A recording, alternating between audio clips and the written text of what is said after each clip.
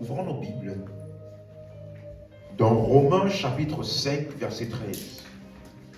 Nous sommes en train de terminer notre série sur le péché.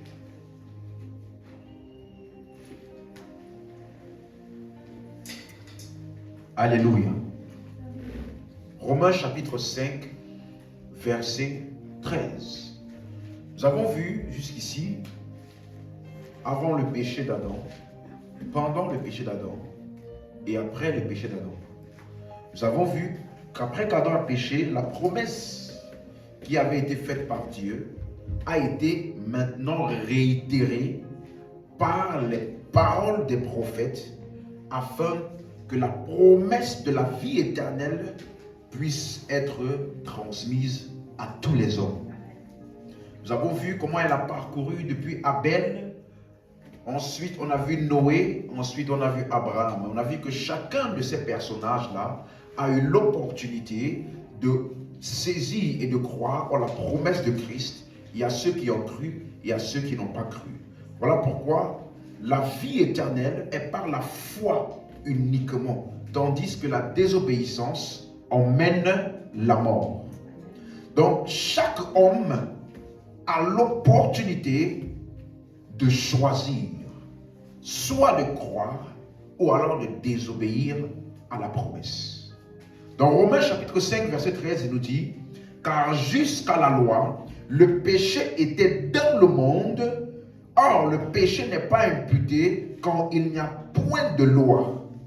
Cependant, la mort a régné depuis Adam jusqu'à Moïse, même sur ceux qui n'avaient pas péché par une transgression semblable à celle d'Adam, laquelle est une figure de celles à venir. Alléluia. Ici, il nous parle et nous explique clairement qu'il y avait le péché dans le monde. Et il parle de l'époque de Adam à Moïse. Mais il n'y avait pas que le péché dans le monde. Il y avait également la foi dans le monde. Il y avait le péché dans le monde, mais il y avait également la foi dans le monde. Quand vous lisez Romains 4, par exemple, au verset 1, il dit: que dirons-nous donc d'Abraham? Qu'Abraham, notre père, a obtenu selon la chair. Si Abraham avait été justifié par les œuvres, il a sujet de se glorifier, mais non devant Dieu. Car que dit l'Écriture? Abraham a cru à Dieu et cela lui fut imputé à justice. Donc, de Adam jusqu'à Moïse, il y avait le péché dans le monde, mais il y avait également la foi. Ça veut dire que quand on dit le péché était dans le monde avant la loi, mais le péché n'était point imputé. Ensuite, ça veut dire que c'est la foi et l'incrédulité qui était la distinction dans l'humanité. Tu as suivi? C'est la foi et l'incrédulité vis-à-vis de la promesse de la vie, du repos, de l'esprit. Cette promesse-là, c'est la foi en la promesse, ou alors l'incrédulité vis-à-vis de la promesse qui était la distinction dans l'humanité.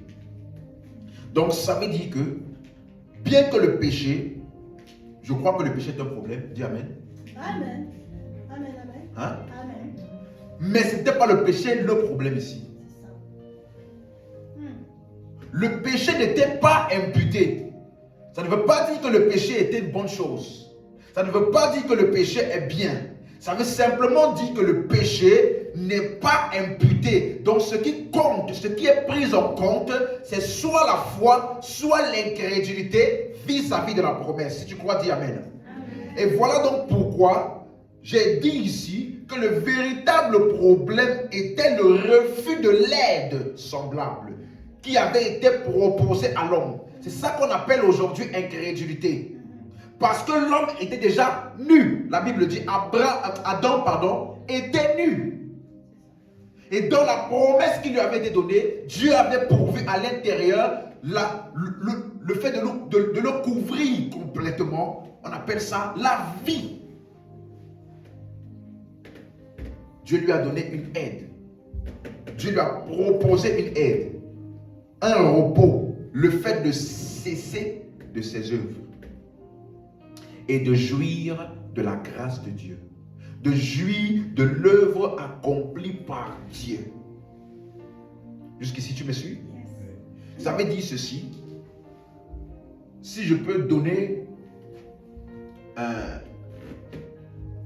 un point d'appui, ça veut dire que Dieu a créé l'homme avec la capacité de le chercher.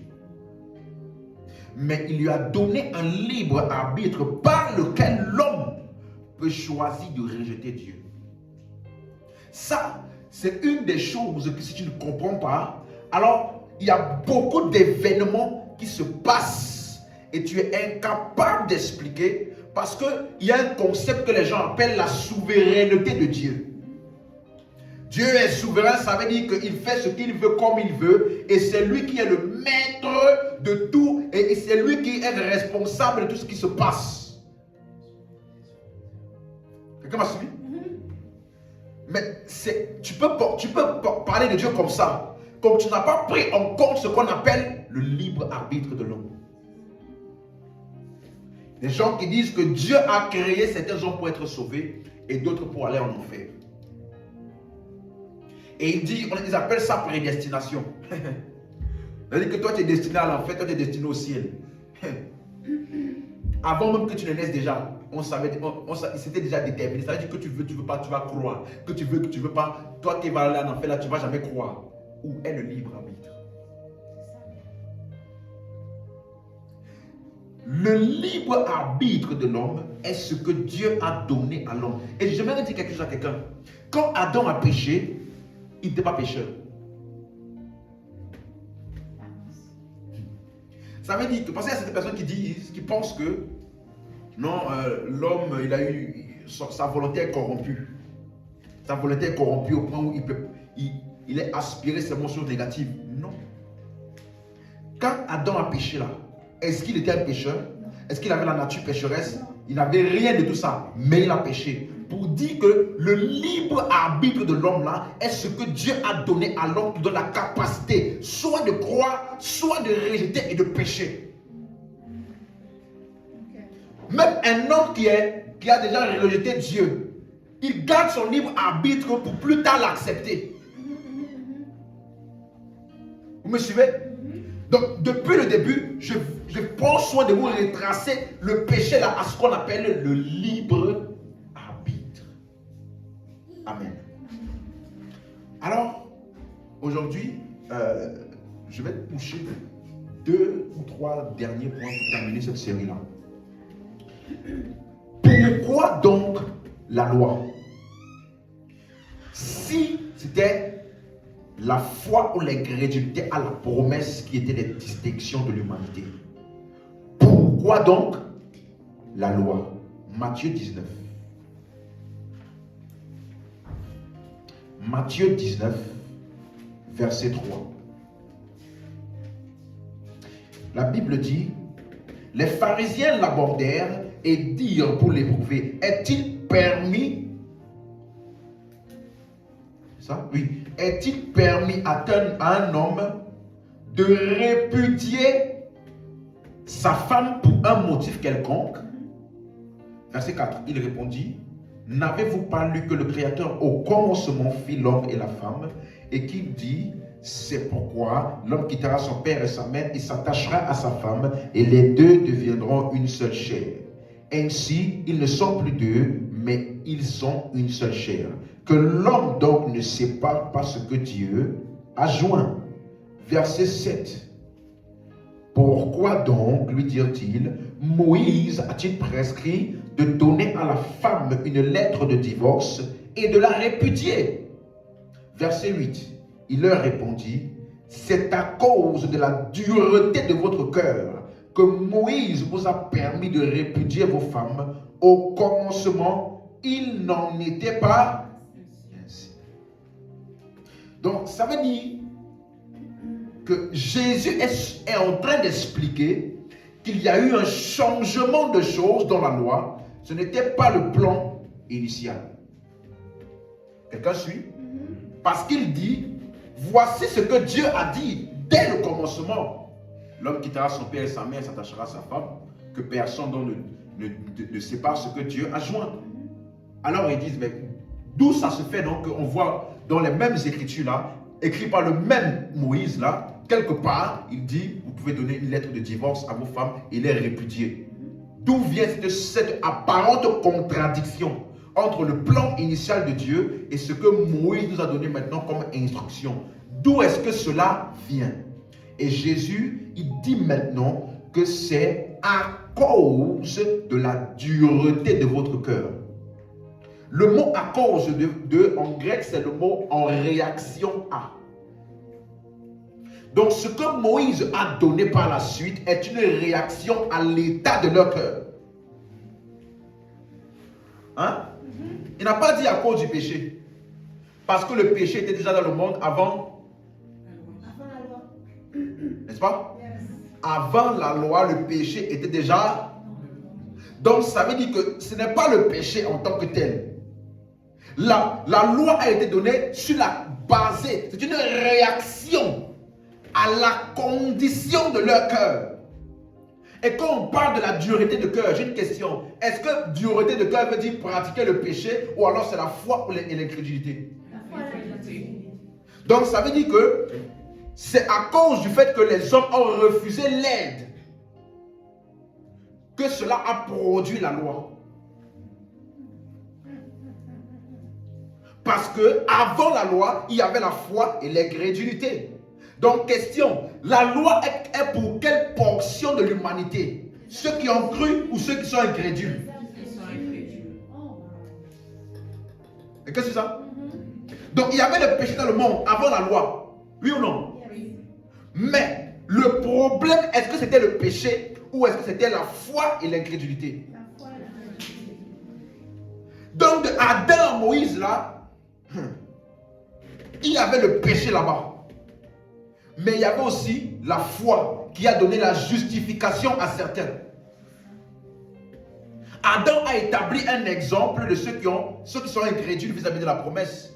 Mais nous avons vu ici, et nous avons démontré clairement que Abel n'a pas suivi l'exemple de Adam. Il a été libéré de l'influence de Adam. Tandis que Caïn, il a fait le contraire.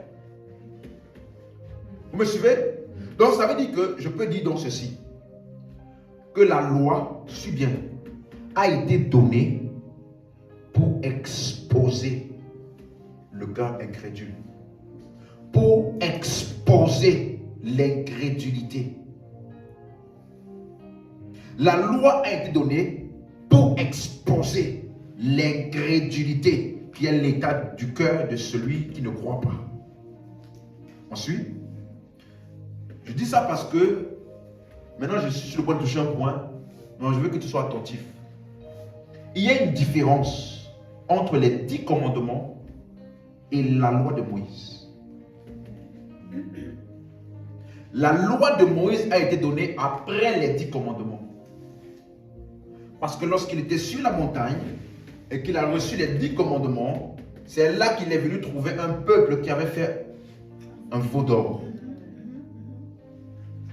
Donc, les 10 commandements ne sont pas la loi de Moïse.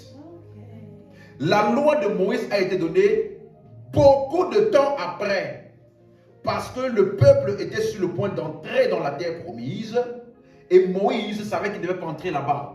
Il a dit donc, je vous ai donné ces lois-là, afin que, après moi, vous puissiez continuer. Quelqu'un suit? Et Jésus a dit, il a donné ça en réaction à leur cœur. Donc, suis bien ce que je vais t'expliquer maintenant. Exode 20. Donc, quand il dit, c'est à cause, Moïse vous a permis de répudier vos femmes à cause de la dureté de vos cœurs, il parle des 10 commandements ou alors des 612 lois de Moïse. C'est clair pour tout le monde? Ok. Donc, allons voir dans les 10 commandements là. Exode 20, verset 3.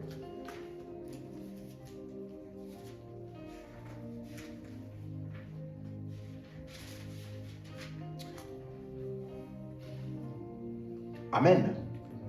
Donc aujourd'hui, je vais prendre le temps, parce que comme c'est la dernière partie, de donner ce qu'on appelle la solution du péché, ou alors La manière dont Dieu a donc prévu pour que l'homme domine sur le péché. Amen. Lisons, verset 3. Tu n'auras point d'autre Dieu devant ma face. Tu ne te feras point d'image taillée, ni de représentation quelconque des choses qui sont en haut dans les cieux, qui sont en bas sur la terre, et qui sont dans les eaux plus bas que la terre. 5. Tu ne te prosterneras point devant elles, et tu ne les serviras point, car moi, l'Éternel, je suis un Dieu jaloux, qui punit l'iniquité des pères sur les enfants, jusqu'à la 3e et la 4e génération de ceux qui me haïssent, et qui me fait miséricorde jusqu'en 1000 générations à ceux qui m'aiment et qui gardent mes commandements. On a expliqué déjà ce verset, non? Ok, j'espère que ça ne crée plus aucun trouble à personne. Verset 7. Tu ne prendras point le nom de l'Éternel ton Dieu en vain, car l'Éternel ne laissera point impuni celui qui prendra son nom en vain. Les 7 premiers versets de Exode 20 parlent de ce que l'homme a envers Dieu. Suivez? Et à partir du verset 8 jusqu'au verset 11, il introduit ce qu'on appelle le sabbat. Verset 8. Souviens-toi du jour du repos pour le sanctifier. Souviens-toi. On va revenir sur cette emphase-là. Donc ce jour-là qu'on appelle le sabbat parle d'un souvenir. On doit s'arrêter pour se souvenir. Verset 9. Tu travailleras 6 jours et tu feras tout ton ouvrage. Mais le 7e jour est le jour du repos de l'Éternel ton Dieu. Tu ne feras aucun ouvrage, ni toi, ni ton fils, ni ta famille, ni ta fille, ni ton serviteur, ni ta servante, ni ton bétail, ni l'étranger qui est dans les portes. 11. Car en 6 jours l'Éternel a fait les cieux, la terre et les mers, et tout ce qui est contenu, et il s'est reposé le 7e jour. C'est pourquoi l'Éternel a béni le jour du repos et l'a sanctifié. Donc du verset 8 jusqu'au verset 11, il parle de quoi? Le sabbat, le jour du repos. Est-ce que c'est clair? Maintenant, à partir du verset 12 jusqu'au verset 17, honore ton père et ta mère afin que tes jours se prolongent dans le pays que l'Éternel ton Dieu te donne.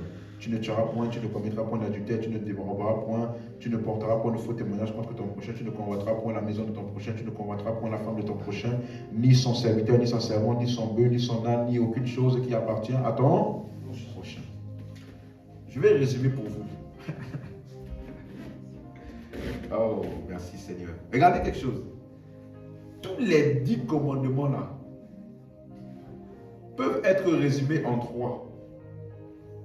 Et après en 2. Je vais expliquer. Les 7 premiers, du verset 1 au verset 7, pardon, ça parle de envers Dieu. On ne prononcera pas le nom de Dieu en vain, pas d'autres devant d'autres idoles.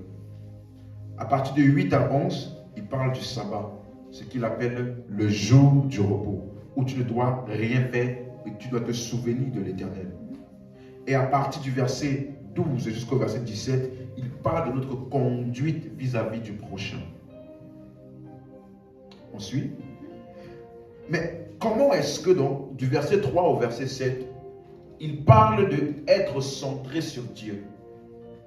Et au verset 8 à 11, il y résume donc, en gros, on va dire, se centrer sur Dieu, adorer Dieu lui seul, parce qu'il parle, tu ne feras pas d'autres idoles. Donc tu dois adorer Dieu lui seul.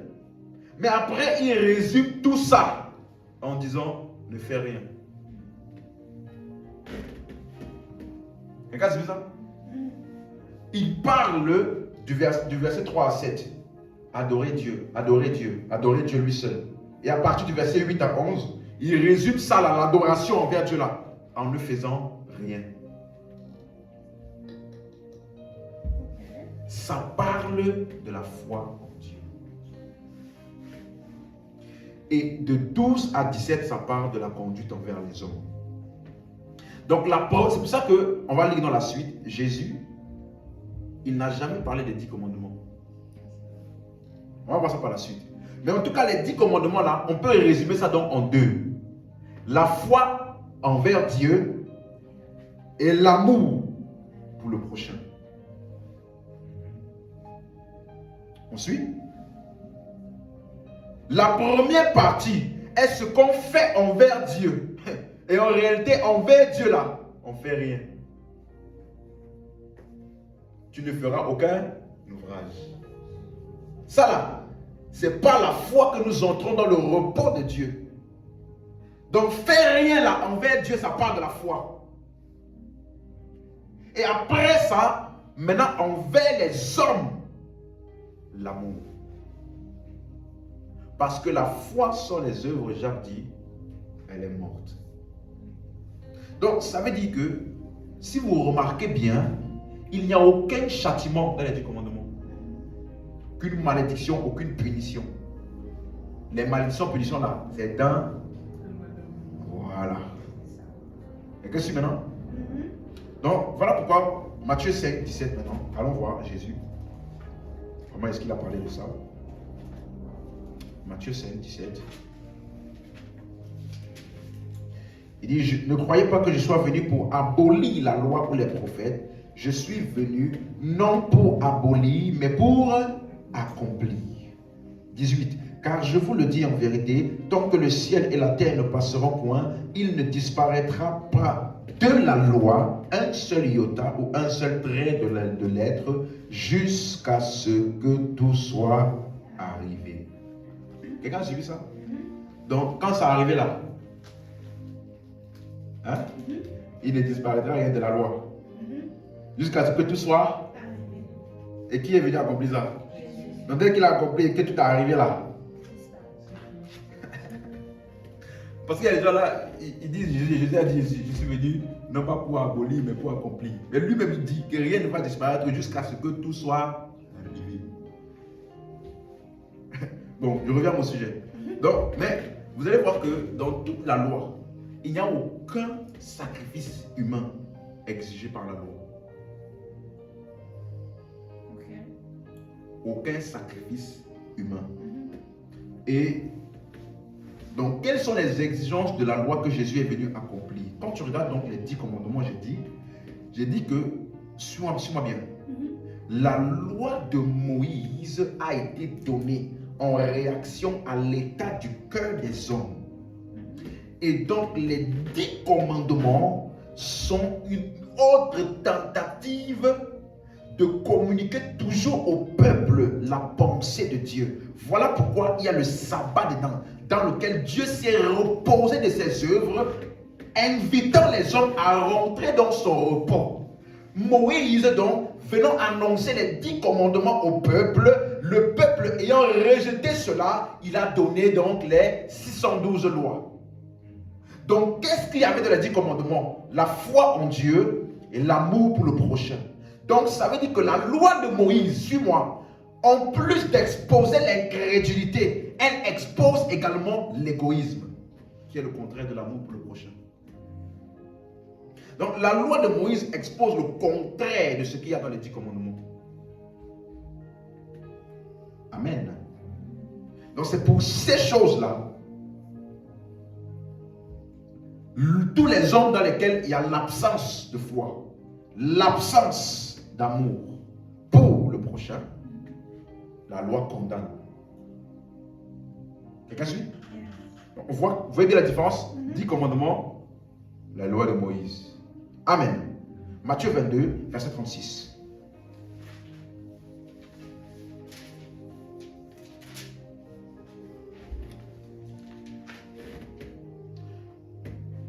Maître, quel est le plus grand commandement de la loi?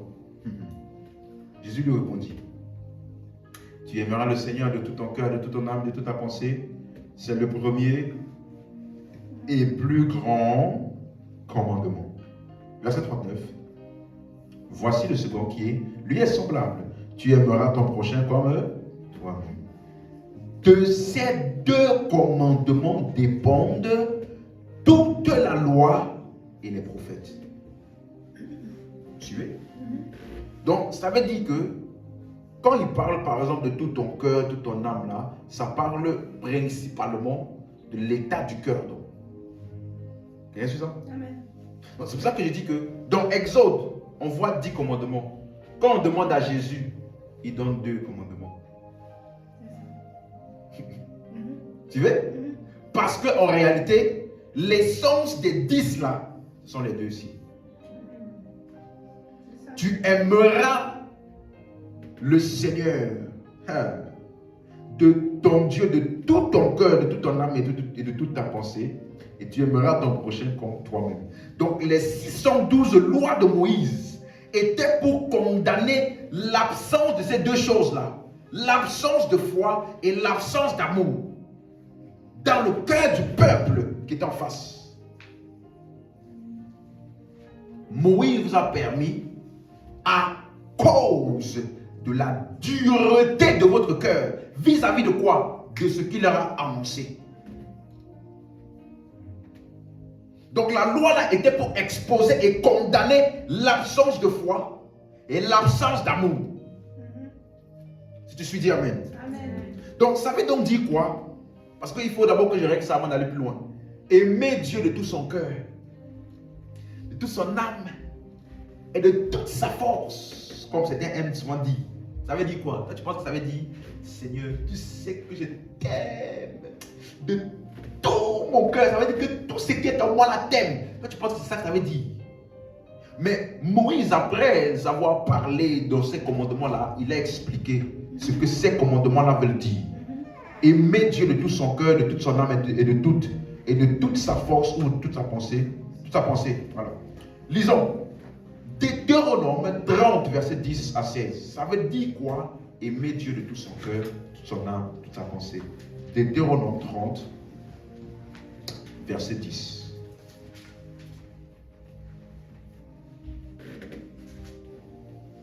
C'est bon? Deutéronome 30, verset 10. Lisons. Lorsque tu obéiras à la voix de l'Éternel, ton Dieu, en observant ses commandements et ses ordres écrits dans ce livre de la loi, lorsque tu reviendras à l'Éternel, ton Dieu, de tout ton cœur et de toute ton... C'est Moïse qui parle, hein? Lorsque tu reviendras à l'Éternel et que tu observeras ses commandements et que tu feras ça de quoi? De tout ton cœur et de toute ton âme. Donc quand Moïse dit tout ton cœur et toute ton âme, de quoi parle-t-il? Il explique par la suite. Comment est-ce qu'on aime de tout son cœur et de son âme là? Il explique par la suite. Verset 11. Ce commandement que je te prescris aujourd'hui n'est certainement point au-dessus de tes forces et hors de ta portée. Ça veut dire quand il parle de tout ton cœur, toute ton âme là, il est en train de dire que ce qu'il demande là n'est pas au-dessus de tes forces, ni hors de ta portée. Tout ton cœur ne veut pas dire mettre ton cœur. Tout ton cœur et toute ta force veut dire que ce dont il parle là n'est pas loin, n'est pas trop loin. Vous suivez? Maintenant verset 12, il va expliquer encore. Il n'est pas dans le ciel pour que tu dises qui montera pour nous au ciel et nous l'ira chercher, qui nous le fera entendre afin que nous le mettions en pratique. Il n'est pas de l'autre côté de la mer pour que tu dises qui passera pour nous de l'autre côté de la mer et nous l'ira chercher, qui nous le fera entendre afin que nous le mettions en pratique. Aïe aïe aïe, si tu comprends la Bible, c'est là où ce verset-là est mentionné quelque part dans les Épîtres. Quelqu'un suivi? Ce n'est pas loin, ce n'est pas dans le ciel, ce n'est pas dans la mer. Ce n'est pour que tu dises qui ira chercher ça pour nous. Vous suivez ça? Continue. Verset 14. C'est une chose au contraire qui est tout près de toi, dans ta bouche et dans ton cœur, afin que tu le mettes en pratique. On suit? Donc, comment est-ce qu'on aime Dieu de tout son cœur, toute son âme, toute sa pensée? C'est près de toi, dans ta bouche et dans ton cœur. Vous suivez? Retiens juste ça. Qui ira chercher pour nous? Ce n'est pas loin pour que tu ailles chercher, pour que tu dises ça. C'est près de toi, dans ta bouche et dans ton cœur. Donc, quand tu entends aimer Dieu de tout son cœur, toute son âme, toute sa pensée, pense à ça. Ok? Maintenant, il va donner encore plus de détails. Mais tu as bien retenu ça parce qu'on va toucher ça bientôt. Verset 15. Vois, je mets aujourd'hui devant toi la vie et le bien, la mort et le mal. Verset 16. Car je te prescris aujourd'hui d'aimer l'Éternel ton Dieu. Vous retrouvez le même mot, n'est-ce pas? Aimer l'Éternel ton Dieu. Donc, je mets devant toi la vie et le bien là. La vie et le bien. C'est ça qu'il appelle aimer l'Éternel ton Dieu. Il dit, je mets devant vous quoi? La vie et le bien, la mort et le mal. Il dit, vous là, aimez l'Éternel ton Dieu. Il dit la suite, de marcher dans ses voies, d'observer ses commandements, ses lois, ses ordonnances, afin que tu vives et que tu multiplies et que l'Éternel ton Dieu te bénisse dans le pays dont tu vas entrer en possession. Donc c'est quoi la vie? Aimer l'Éternel ton Dieu de tout ton cœur, toute ton âme, toute ta pensée. C'est ça la vie. Quelqu'un suit? Ok. Maintenant Romains 10. Romains 10. Verset, on commence au verset 2.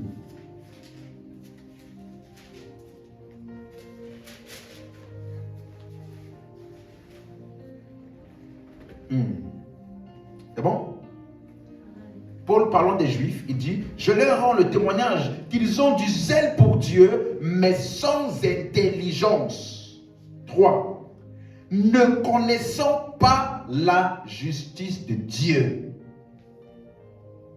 et cherchant à établir leur propre justice.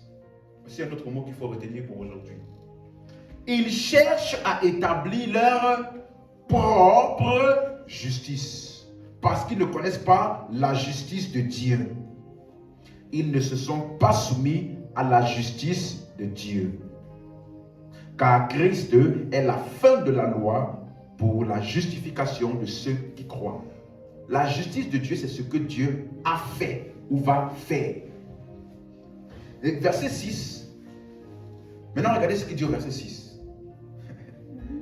Mais voici comment parle la justice qui vient de la foi. Qui vient de la foi. Donc la justice qui vient de la foi là.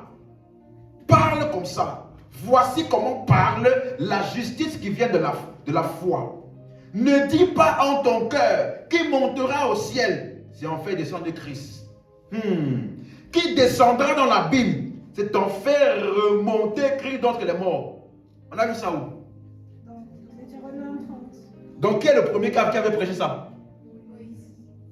Donc Paul n'a pas inventé. Il a pris ce que Moïse a dit.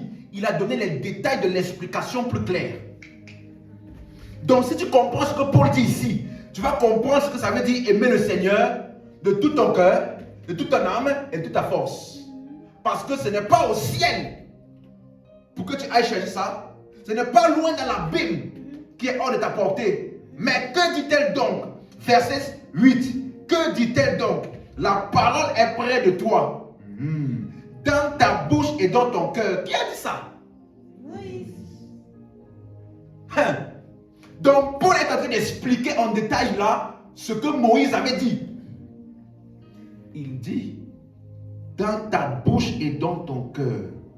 Ah, maintenant il donne le sens. Or, c'est la parole de foi que nous prêchons. Donc tout ça là, aime ton Dieu de tout ton cœur, ton âme, ta force, adorer Dieu, point d'idole, le Seigneur ton Dieu lui seul, tu ne te feras point d'idole là. Tout ça là, il a résumé ça en la parole de foi. Et maintenant il t'explique comment est-ce que tu vas aimer le Seigneur ton Dieu de tout ton cœur, ton âme et ta force. Verset 9. Si tu confesses le Seigneur, si tu confesses de ta bouche le Seigneur, et si tu crois dans ton cœur, que si tu crois où? Où? Que Dieu l'a ressuscité, tu seras sauvé. Voilà comment on aime le Seigneur de son cœur. Donc, aimer Dieu. Aïe, aïe, aïe, aïe. Est-ce que je peux parler ici? Ça veut dire que, aïe, aïe, aïe, la foi en l'œuvre de Christ là, c'est ça qu'on appelle aimer Dieu. Tu aimeras ton ton Dieu, le Seigneur ton Dieu de tout ton cœur, ton âme et de toute ta force là, Moïse est en train de dire, ce n'est pas loin de ta portée. Ce n'est pas au-dessus de tes forces. Ce n'est pas dans un lieu lointain quelque part. Non, non, c'est près de toi, dans ta bouche et dans ton cœur. Paul explique maintenant que c'est la parole de foi. Donc, en réalité, ce que Moïse est en train de dire, tu aimeras le Seigneur ton Dieu de ton cœur, était simplement en train de dire, crois en ce que Dieu va faire en Christ.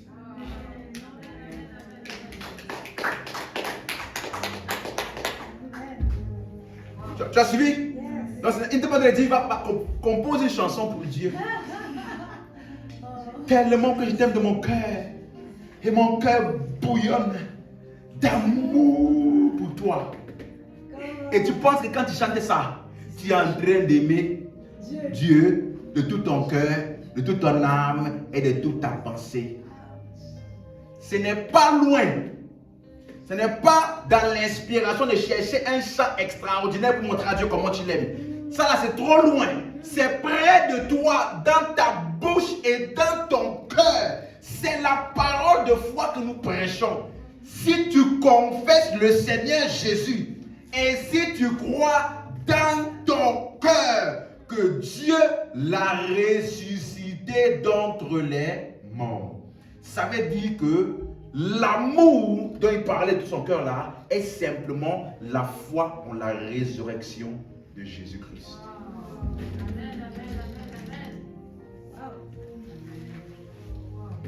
Tu as suivi? Pourquoi? Parce que aimer Dieu, l'amour selon Dieu, c'est le fait, on appelle ça agapé, de se livrer. Donc en fait, il est en train de dire que le plus grand commandement consiste à comprendre comment Dieu nous a aimés et accepter cela. Et celui qui n'accepte pas cela, il est comme ceux-là qu'il appelle, ils ont cherché à établir leur propre justice.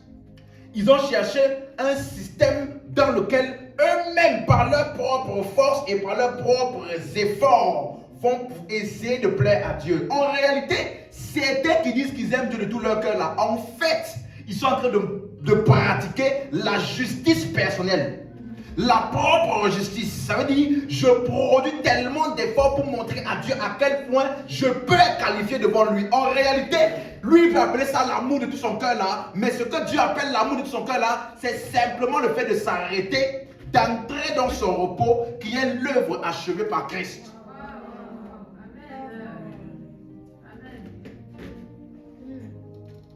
Paul, avant de parler de ce n'est pas loin de toi, il a commencé par expliquer qu'il y en a de ceux qui cherchent, parce qu'ils ne connaissent pas la justice de Dieu, ils cherchent à établir leur propre justice. Donc ça veut dire que, maintenant je peux dire, les 612 lois de Moïse sont la justice des hommes. Les hommes, comme ils sont incrédules à l'œuvre de Christ, il y a beaucoup de performances là-bas pour essayer d'atteindre et d'essayer de plaire à Dieu. Mais tandis que les 10 commandements, c'est la justice de Dieu offerte aux hommes. Voilà pourquoi dans les 10 commandements, il y a le sabbat dans lequel tu t'arrêtes, tu ne fais rien et tu contemples ce que Dieu a fait. Dis amen ici. Il parle, adore Dieu, ne te fais aucune autre idole. Et toi, quand tu dis ça, tu penses qu'il est en train de dire, regarde sa main à moi seul, laisse à côté, laisse ceci. Mais en réalité, après avoir dit adore Dieu, ne fais aucune autre idole là, seulement personne d'autre. Il t'explique maintenant que, en fait, ce qu'il voulait te dire par là, c'est que tu dois t'arrêter. Tu ne fais rien. Pourquoi? Parce que tu dois entrer dans ce que lui, il a fait en Christ. Donc, le plus grand commandement dont Jésus a parlé, tu aimeras le Seigneur ton Dieu de tout ton cœur, de toute ta force et de toute ta pensée. Maintenant, je peux dire que le plus grand commandement, c'est la foi en Christ. Et ensuite, l'amour pour le prochain. Revenons dans Matthieu. 22. Et quand j'ai vu ça?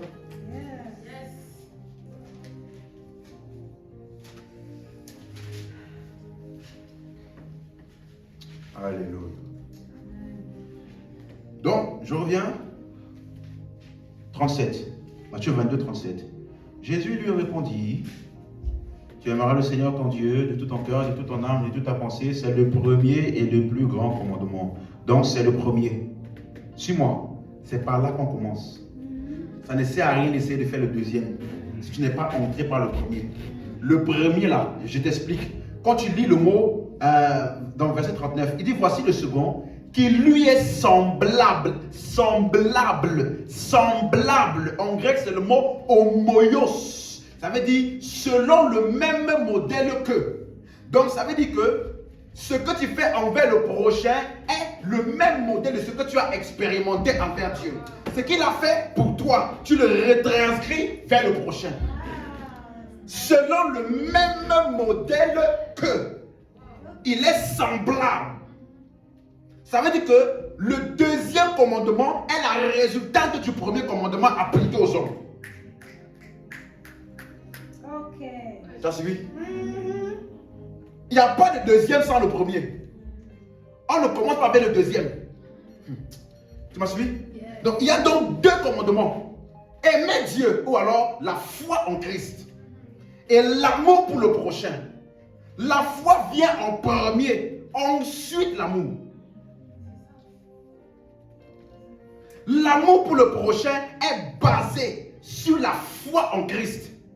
Non pas l'inverse. Ce n'est pas l'amour pour le, ce n'est pas la foi en Christ qui est basée sur l'amour pour le prochain. Donc, il ne faut pas dire aux gens, aime ton prochain. C'est ça qui est l'accomplissement de tout, comme certains disaient. À une époque, souvent je leur demandais. Il dit non, moi je n'ai pas besoin de connaître toute la Bible. Dans tous les cas, la Bible entière est résumée. Aime ton prochain comme toi-même. Donc si tu aimes ton prochain comme toi-même là, c'est bon, ça compte et puis c'est tout. Tu as loupé un détail. Le premier et le plus grand commandement consiste à s'arrêter, à voir et contempler ce qu'il a fait, l'accepter et le recevoir. Et à force d'avoir tellement contemplé ça, ça finit par se refléter dans ma relation avec les autres.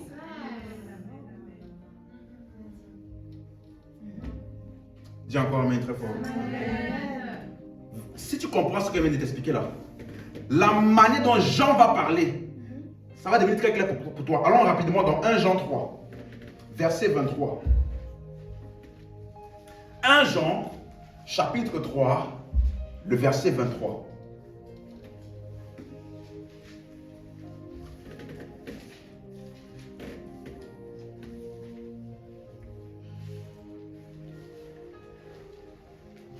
C'est bon? Il dit ceci. C'est ici son commandement. Que nous croyons. Dis ça très fort. Que nous croyons. Ok. Que nous croyons au nom de son Fils Jésus-Christ. Et ensuite, quoi? Que nous nous aimions les uns selon le commandement qu'il nous a donné. Suis-moi, suis-moi. Pas selon les commandements. Parce qu'en réalité, si je veux pousser ça encore plus loin, il y a un seul commandement. Je veux pousser? Parce que le deuxième n'en est que la résultante du premier. Donc il dit que nous croyons au nom de son Fils. La foi en lui va nous donner une telle nature qui va se refléter et va faire ce qu'on appelle le deuxième. Mais le premier, le plus important et le plus grand est la foi. Dis amen. Amen. Voilà pourquoi maintenant il appelle ça, verset 24. Il dit donc, celui qui garde ses commandements demeure et Dieu. Et nous connaissons qu'il demeure en nous par l'esprit qu'il nous a donné. Donc le commandement là, les commandements dont il parle ici, il dit que celui qui fait ça là, qui garde les commandements là, c'est parce que Dieu est en lui et lui en Dieu. Et ce qui fait que Dieu est en toi et toi en lui là, c'est parce que tu as l'esprit en toi. Donc le commandement c'est quoi? Crois en lui, tu reçois son esprit. Et l'esprit qui est en toi là va te faire produire ce qu'on appelle le fruit de l'esprit, qui est l'amour envers le prochain. Parce que si tu ne comprends pas ça, tu vas te demander, tu penses qu'il est en train de dire, celui qui garde les commandements, c'est en lui que Dieu demeure et Dieu en lui. Donc tu vas penser que, ah non, toi tu as menti, toi tu as volé, ça veut dire que Dieu ne demeure pas en toi, toi en lui. Tu n'as pas compris. Celui qui garde ces commandements-là, de quel commandement parle-t-il? Que nous croyons au nom du Fils de Dieu. Et quand tu crois en lui là, tu demeures en lui, lui en toi, son esprit vient se faire, ça demeure en toi. Maintenant l'esprit en toi là, te donne une nature. La Bible dit, l'espérance ne trompe point, parce que nous savons que l'amour de Dieu a été déversé dans nos cœurs par le Saint-Esprit. Amen. Wow. Ok. 2. La foi en Dieu et l'amour pour le prochain. Dis Amen. Et c'est pour cela que quand tu vas lire les épîtres de Paul, tu peux lire chez toi Éphésiens 1,15. Il dit, ayant entendu parler de votre foi au Seigneur Jésus et de votre charité ou amour pour tous les saints. À chaque fois qu'il est sur le point de prier, Colossiens 1,4, même chose, ayant entendu parler de votre foi au Seigneur Jésus et votre amour pour tous les saints. Philémon 1,4, même chose, ayant entendu parler de ta foi au Seigneur Jésus et de ton amour pour tous les saints. C'est ça qui est répandu dans tous les épîtres. Donc, qu'est-ce que la loi cherchait à exposer? L'incrédulité et ensuite quoi? L'égoïsme, qui est le contraire de l'amour. Mais si l'amour est la résultante de la foi en Dieu, l'égoïsme est la résultante aussi de l'incrédulité vis-à-vis de la promesse. On va suivre?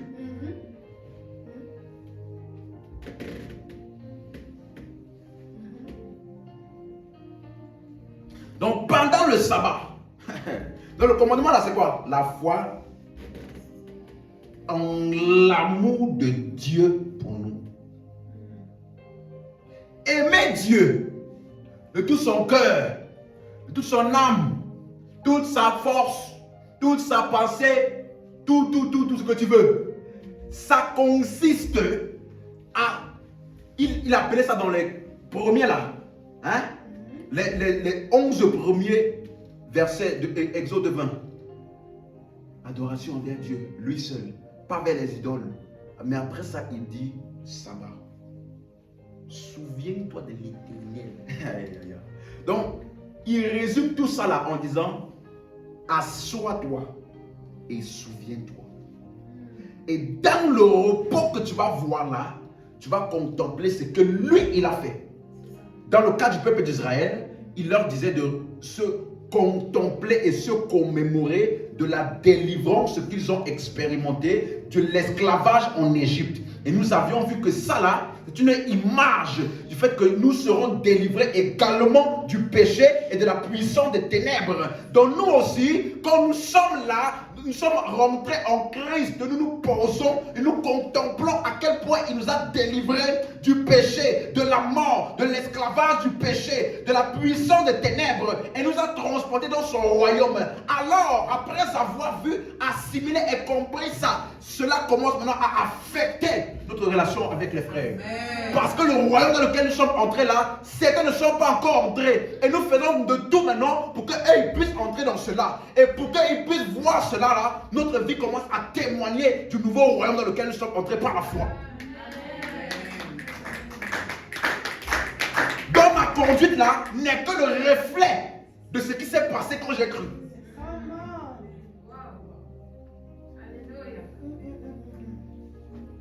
C'est quand tu commences à voir son amour pour toi et que tu arrives à saisir ça, que ça commence maintenant à affecter ta conduite pour les autres. Parce que plus tu contemples son amour, si tu as plus contemplé un si grand amour pour toi, alors tu vas te rendre compte que cet amour qu'il a intensément pour toi là, n'est pas que pour toi seul, il aime aussi les autres. Donc maintenant tu vas le refléter aussi aux autres. Donc premièrement, tu dois voir son repos, ce que lui il a fait, et ensuite agir envers les autres. Dis Amen. Donc, suis-moi. Mon amour pour les hommes là n'est que le reflet de l'amour de Dieu pour moi que j'ai compris et assimilé. Mon amour pour les hommes là n'est que le reflet de l'amour de Dieu pour moi dans lequel je me suis assis et que j'ai contemplé en détail et que finalement j'ai compris à quel point il m'a aimé. Toute tentative d'essayer d'aimer le prochain sans avoir pris le temps de contempler l'amour de Dieu, on appelle ça le fait de rechercher sa propre justice. Vous me suivez ici? C'est pour cela que la Bible dit Jésus, il est venu voir les pharisiens. Il y en a qui faisaient des actes pour être vus à la vue de tous.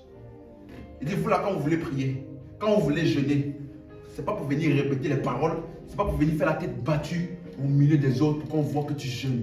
Il dit, tu auras ta récompense. Tu ne peux agir comme ça que lorsque tu cherches ta propre justice devant les hommes. Mais si tu avais compris l'amour de Dieu en Christ, ça là, ça ne devait jamais se répertorier dans ton comportement.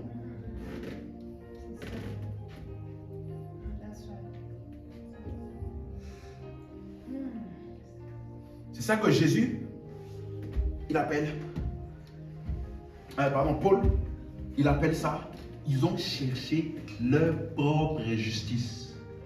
Ils font des pratiques, des jeûnes, des prières, des sacrifices, soi-disant pour essayer d'atteindre et de plaire à Dieu. Tandis que ce qui plaît à Dieu, la manière dont nous on adore Dieu, c'est en s'arrêtant et contemplant ce qu'il a fait. Pas en faisant, en s'arrêtant pour contempler ce qu'il a fait. Envers Dieu, il dit, nous là, on fait rien. Envers Dieu, on contemple ce qu'il a fait. Ayant contemplé ce qu'il a fait, on voit les hommes maintenant qui sont autour de nous, qui n'arrivent pas à contempler et à voir. Nous devenons donc maintenant le reflet et le miroir de ce que Dieu a fait là, pour qu'ils puissent voir Dieu à travers nous. Amen.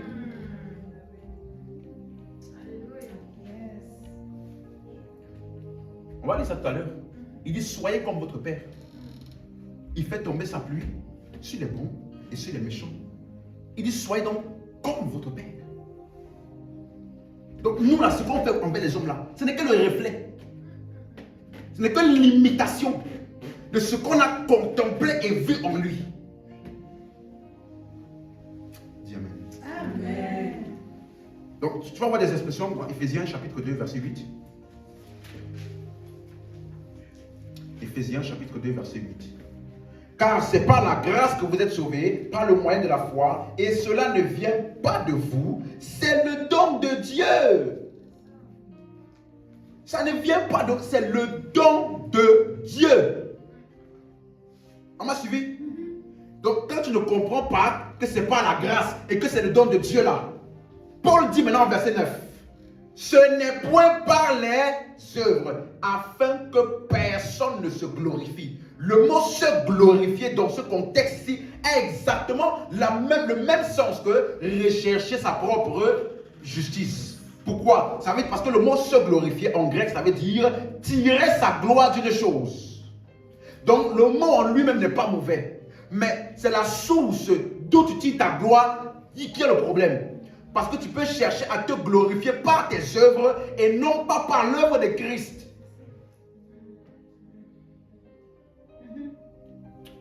Allons voir quelques passages où il y a ce mot-là, se glorifier, pour que vous puissiez bien saisir le sens. Romains chapitre 2, on va lire rapidement. Romains 2, 17. c'est un mot qui n'a pas un sens totalement négatif ou positif. C'est le contexte et la source de d'où tu tires ta gloire. C'est là qu'il y a le problème. Romains chapitre 2, verset 17. Il dit, toi qui te donnes le nom de juif, qui te repose sur la loi, qui te glorifie de Dieu. Donc, pour lui là, il se glorifie de ce qu'il a vu comme performance dans la loi. Regardez le verset 23. Toi qui fais une gloire de la loi, tu déshonores Dieu par la transgression de la loi. Ensuite, Romains 4, verset 2. Que dirons-nous qu'Abraham, notre père, a obtenu selon la chair, verset 2, si Abraham a été justifié par les œuvres, il a sujet de ce, mais pas devant Dieu. Donc, tu peux tirer une gloire des œuvres. On appelle ça chercher sa propre justice. C'est pour ça qu'il dit ici que si Abraham avait été justifié par les œuvres, il aurait pu se glorifier. Mais cette glorification-là n'aurait jamais pu être devant Dieu. Parce que la seule manière de se glorifier en Dieu, devant Dieu là, c'est par la foi en l'œuvre de Christ. Lisons un autre passage, Romains 5, verset 2. Et ici, ça va donner tout son sens de tout ce que j'explique depuis quelques moments. Il dit, à qui devons-nous d'avoir eu part à cette grâce dans laquelle nous demeurons fermes et nous nous glorifions dans l'espérance de la gloire de Dieu. On suit ça?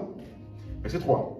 Bien plus, nous nous glorifions même dans les afflictions, même des afflictions, sachant que l'affliction produit la persévérance. On suit ça? Donc ici qu'il appelle affliction, ici c'est les persécutions. Dans les persécutions là, que nous souffrons, par amour pour les uns et les autres. Parce que dans la persécution, tu peux réagir n'importe comment, tu peux combattre, mais à cause de ce qu'il va expliquer par la suite là, dans l'affliction là, nous glorifions là-dedans. Parce que ce d'où nous tirons la gloire vient de ce que nous avons reçu en lui. Regardez, verset 3. Bien plus, nous nous glorifions même des afflictions, sachant que l'affliction produit la persévérance. Verset 5, voilà, c'est ça. Or, l'espérance ne trompe point, parce que l'amour de Dieu est répandu dans nos cœurs par le Saint-Esprit qui nous a été donné. Donc, il est en train de dire que la raison pour laquelle nous avons la capacité de nous glorifier, même des afflictions, c'est parce qu'il y a l'amour de Dieu qui a été déversé dans nos cœurs par l'Esprit. Vous suivez? Tout ce qu'il explique plus haut là est la résultante de l'amour de Dieu qui a été déversé où? En nous. Et maintenant, il t'explique l'amour de Dieu là, il est comment? Verset 8. Mais Dieu prouve son amour envers nous en ce que lorsque nous étions encore, Christ est mort pour nous. Donc, dans l'affliction, nous sommes patients. Nous ne jugeons pas. Et nous faisons de tout pour être une occasion par laquelle les autres vont croire. Hein? Parce que l'amour de Dieu qui a fait que Christ est mort pour nous alors que nous étions encore pécheurs là, cet amour-là a été déversé où? En nous. Donc la résistance, la passion dans les afflictions, là, par amour là, n'est que la résultante de l'amour de Dieu.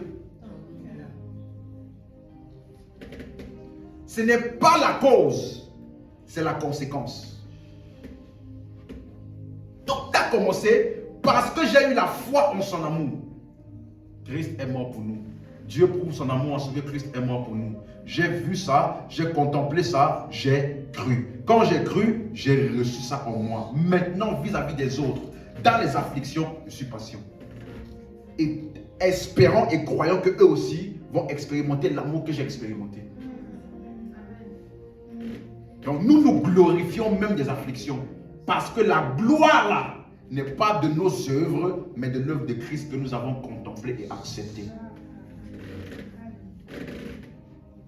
Donc c'est premièrement, il faut connaître l'amour de Dieu pour nous. Puis ensuite, aimer les autres. Dans 1 Jean 3,16, il dit, nous avons connu l'amour en ce que Dieu a donné sa vie pour nous.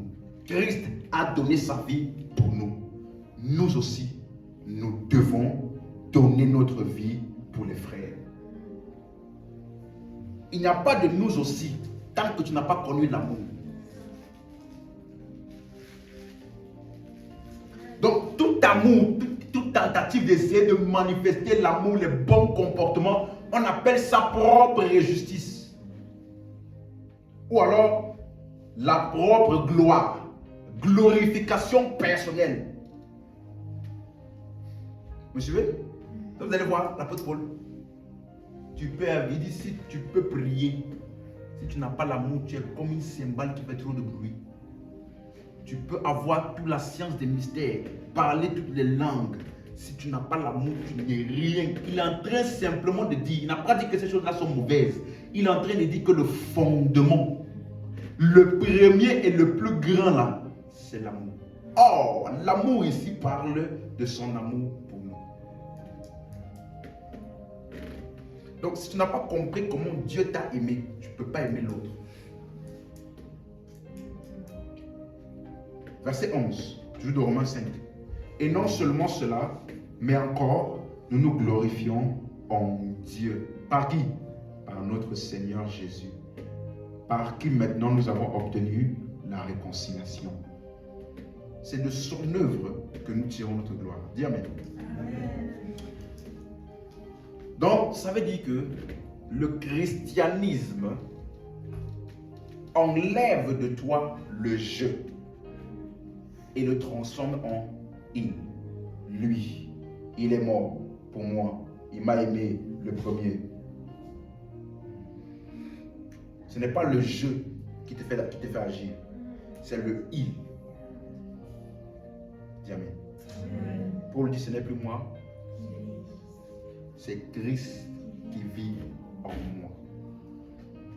Donc le Christ là, il est la raison et la source de tout ce que je fais vis-à-vis des autres. Me suivez? Amen.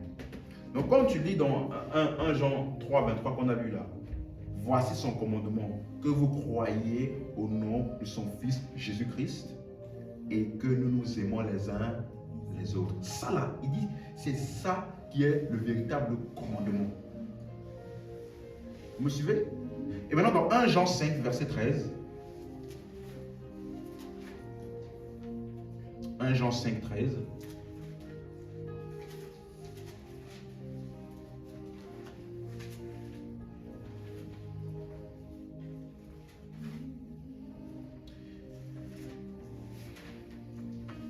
Voilà. Il dit, je vous ai écrit ces choses afin que vous sachiez que vous avez la vie éternelle, vous qui croyez au nom du Fils de Dieu. Donc, il dit, quand tu crois au nom du Fils de Dieu, tu as quoi? La vie éternelle. Or, ce que lui, il appelle dans le contexte ici, la vie éternelle, c'est la nature de Dieu que tu reçois qui te confère la capacité d'aimer. Lisons, si tu lis, pour comprendre le contexte, 1 Jean 4, verset 19. 1 Jean 4, le verset 19. Vous voyez, il dit, on va aller d'abord le verset 10.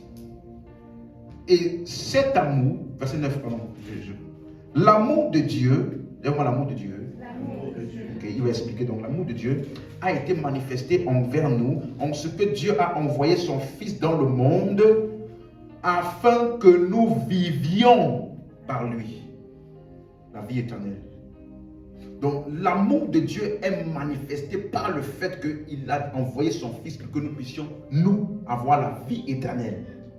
Verset 10. Et cet amour consiste non point en ce que nous avons aimé Dieu, mais en ce qu'il nous a aimés et a envoyé son Fils comme victime expiatoire pour nos péchés.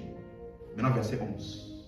Bien-aimés, si Dieu nous a ainsi, nous devons aussi Nous aimer les uns les autres. Vous voyez ça? Donc il dit, Dieu nous a aimés, il nous a donné la vie par son Fils. Nous maintenant ayant reçu la vie éternelle qui est le fruit de son amour pour nous, nous aussi maintenant, ayant reçu sa vie là, qui est sa nature et sa capacité d'aimer, aimons les autres.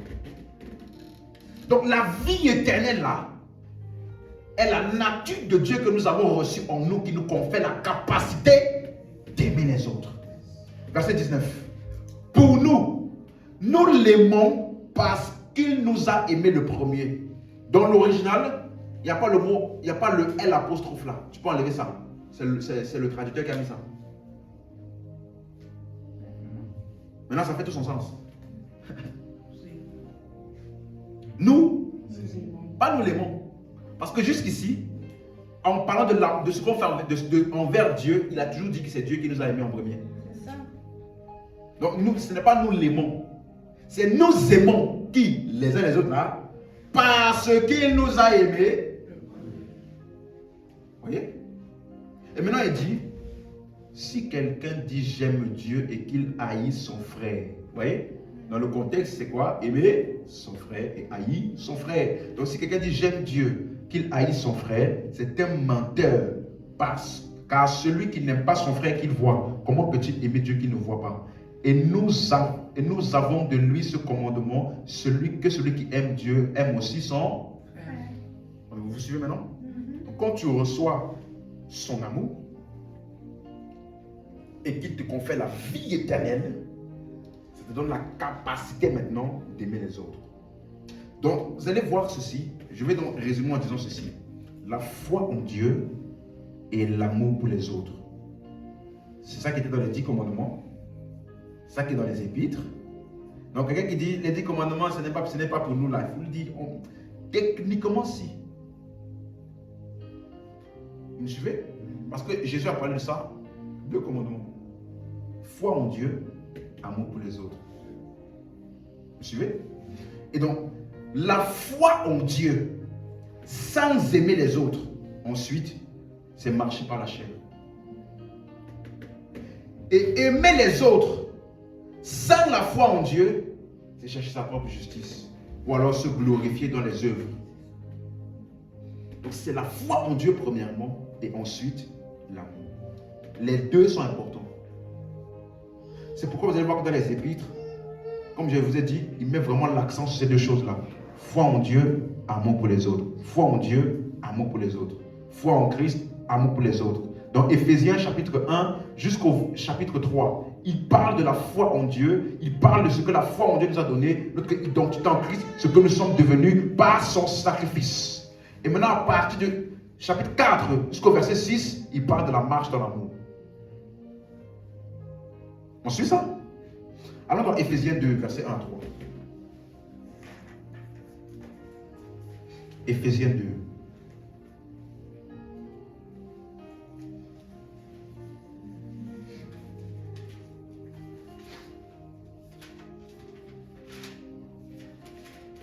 Vous étiez morts par vos offenses et par vos péchés, dans lesquels vous marchiez autrefois, selon le train de ce monde, selon la puissance, le prince de la puissance de l'air, de l'esprit qui agit maintenant, dans les fils de la rébellion.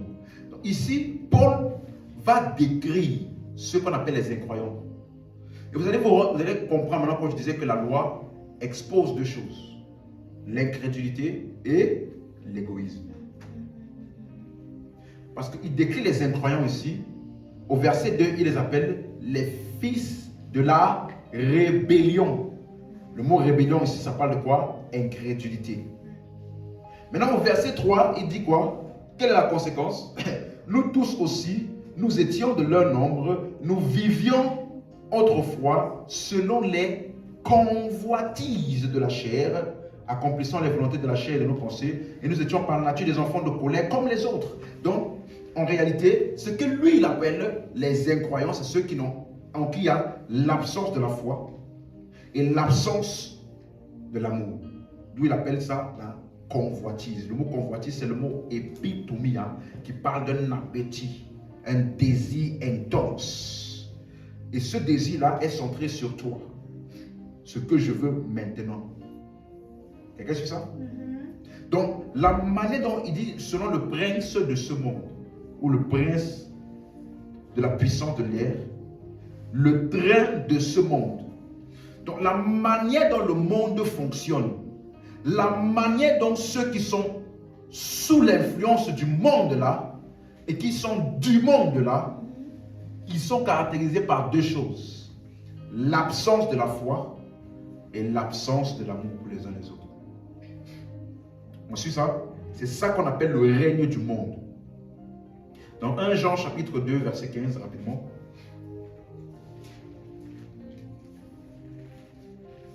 1 Jean chapitre 2 verset 15.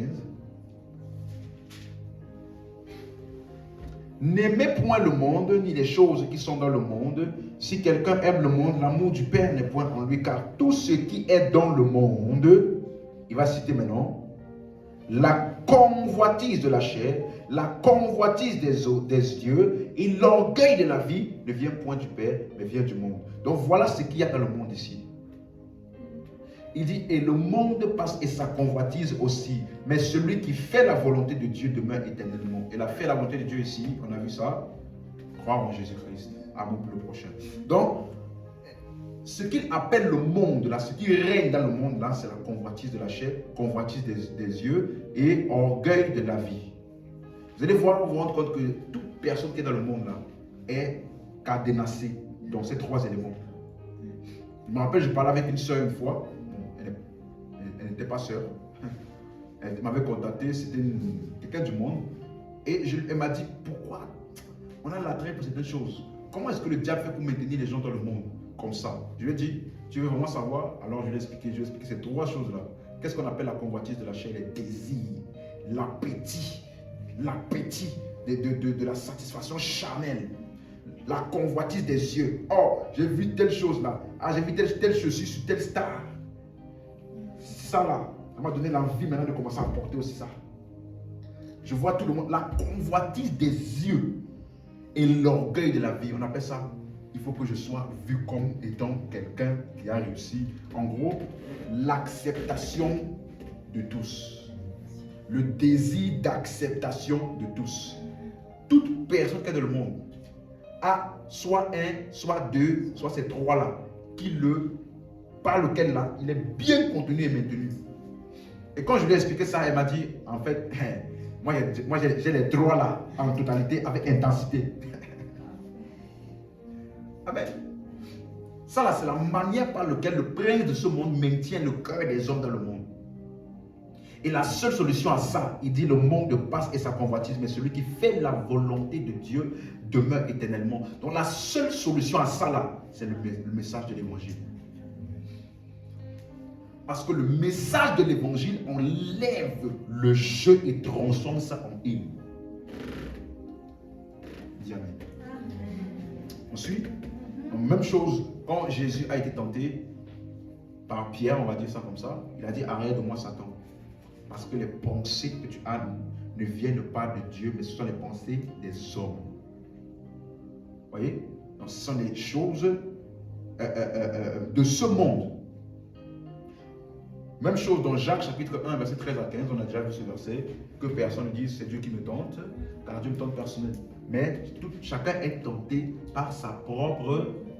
Donc vous voyez que c'est vraiment l'ego, le moi, le moi là. C'est ça qui est la source des tentations. Amen. Donc maintenant, dans Éphésiens 4, verset 24, on a fini de décrire l'incroyant. Celui-là dans lequel il y a l'absence de foi, l'absence d'amour. Maintenant, quand tu lis Éphésiens 4, verset 24.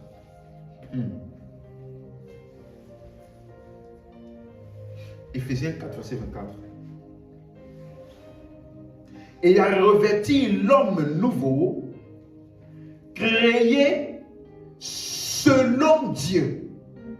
Donc, l'homme nouveau là, ou la nouvelle création, est créée selon qui? Dieu. Selon Dieu. Et comment est-ce que Dieu est? Éphésiens 2, 4.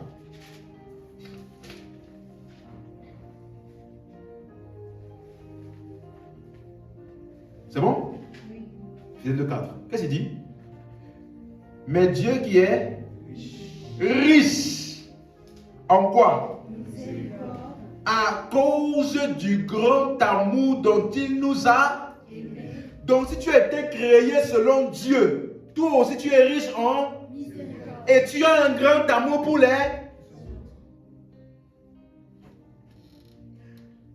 croyants, absence de foi et d'amour. Le croyant qui a été créé selon Dieu, il est riche en amour et en grande miséricorde. Alléluia. C'est pour cela que c'est ce genre de personnes-là, quand tu crois en l'évangile, alors l'évangile te confère en toi l'amour de Dieu. Vous suivez? Et donc, l'amour pour les autres est donc le fruit de la foi en Dieu. C'est clair? L'amour pour les autres est donc le fruit de la foi en Dieu. Parce que quand tu crois en Dieu, alors tu es créé selon Dieu. Et maintenant, tout ce qui est en Dieu, qui est riche en miséricorde et d'un grand amour là, est aussi attribué à toi. Et toi maintenant, tu peux aimer les autres. Donc, est-ce que je peux dire maintenant que la foi en l'évangile vainc et remporte et triomphe sur l'ego et la convoitise? Oui, oui, bien sûr. Je peux dire ça? Yes. Que la foi en l'évangile triomphe sur l'ego et la convoitise. Si tu comprends ça, maintenant les passages de 1 Jean 5, quand il dit qui est celui qui a vaincu le monde, sinon celui qui croit que Jésus est le Fils de Dieu. Il dit celui qui est donc né de Dieu a vaincu le monde. Le monde là c'est quoi? Qu'est-ce qu'il y a dans le monde? La convoitise de la chair, la convoitise des yeux et l'orgueil de la vie. Donc quand tu crois en Christ, tu as vaincu le monde et ce qu'il contient. Donc quand on dit ceci, suis-moi, plus fort est celui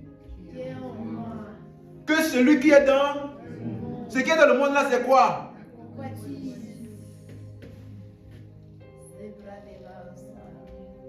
Donc en réalité, Jean, dans le contexte dans lequel il parlait, il expliquait le fait que quand tu reçois Christ, la foi en Christ là te confère maintenant la domination sur ce qui règne dans le monde. Voilà pourquoi il dit, si tu aimes le monde, tu n'as pas l'amour du Père. Parce que si tu as l'amour du Père en toi, tu domines sur ça. Est-ce que c'est clair? Yes. Voilà pourquoi Paul lui peut dire, ceux qui sont à Jésus-Christ ont crucifié la chair et ses convoitises. Donc la foi en Christ là triomphe et domine quoi? La convoitise. Vous suivez?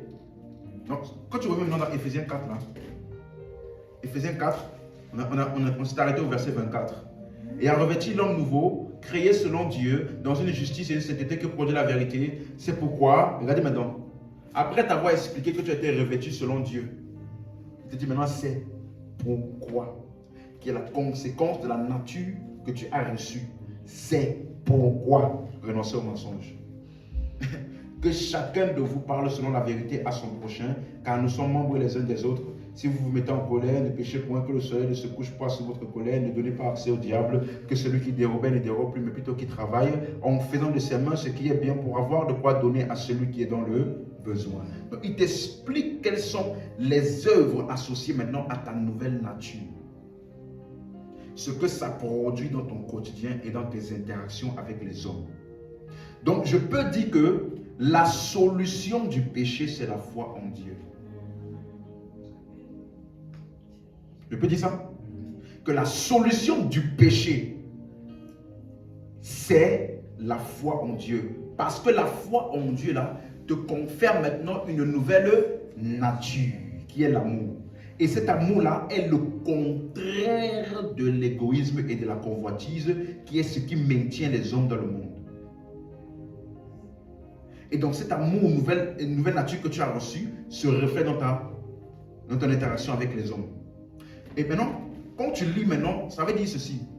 Donc, la solution du péché, suis-moi, c'est la foi en Dieu. Parce que la foi en Dieu là te confère une nouvelle nature.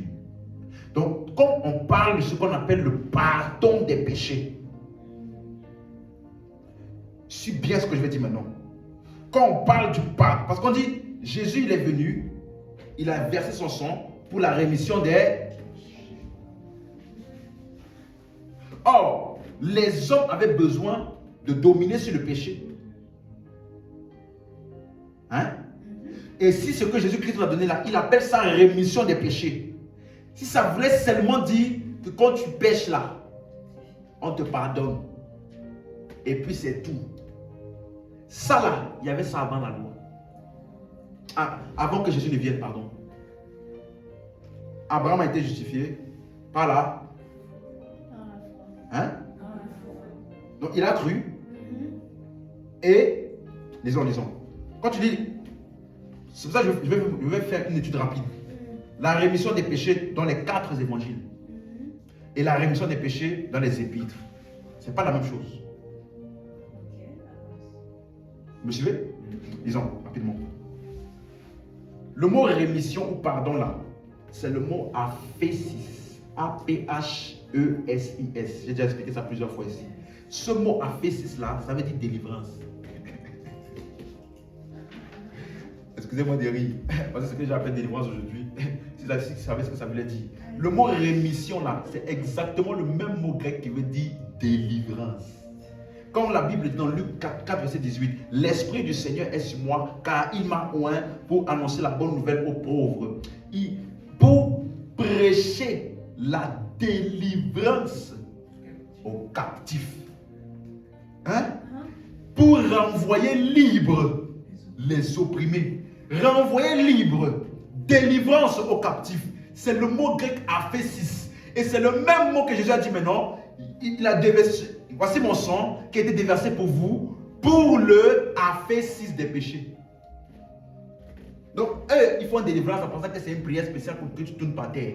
Tandis que ce que Jésus appelle délivrance là, c'est lorsque tu reçois la rémission. Par la foi en son œuvre. Délivrance n'est pas le fruit d'une prière. Délivrance est le fruit de son sang qui a été répandu.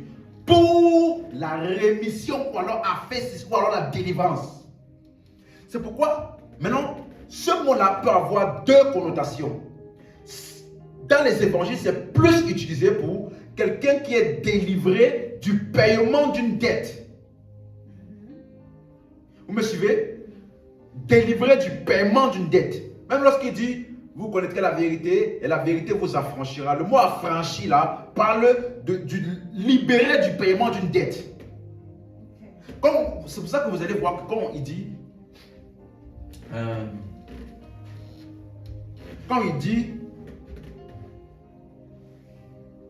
non, il ne faut pas que j'aille trop vite. Donc, libéré du paiement d'une dette. Vous suivez? Quand on dit Abraham crut et cela lui fut imputé, le mot imputé là est un terme de comptabilité. Lorsqu'on t'assigne une dette ou alors un paiement ou quelque chose que tu dois faire en résultant d'une action que tu as posée. Vous me suivez? Donc, les hommes avant la loi, la Bible dit qu'il y avait le péché dans le monde. Mais le péché n'était point imputé. Ça veut dire que malgré que les hommes péchaient, la dette pour le péché là n'était pas assignée aux hommes. Le salaire du péché c'est là. Donc la dette assignée au péché n'était pas attribuée aux hommes avant la loi. Pourquoi? Parce que ce qui comptait était la foi en la promesse ou l'incrédulité en la promesse. Donc pour être accrédité la justice, il faut simplement croire. Mais ce croire, cette justice-là ou ce qui t'a accrédité est simplement que tu es libéré du paiement de la dette. En gros, on ne te tient pas responsable et coupable pour le péché que tu viens de faire.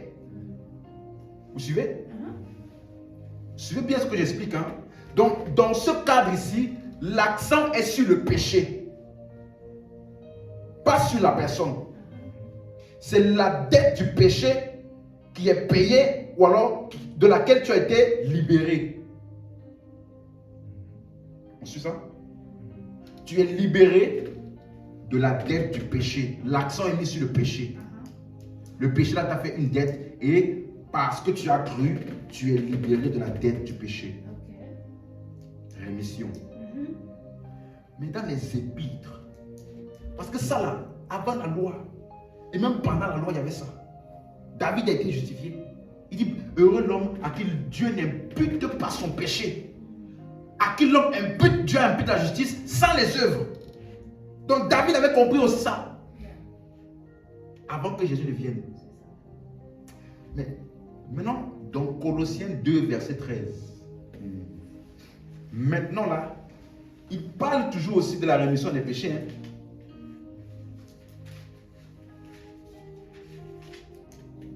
Tu suis? Ok. Colossiens 2, verset 13. Vous qui étiez morts par vos offenses et par l'incirconcision de votre chair, il vous a rendus à la vie avec lui, en nous faisant grâce pour toutes nos.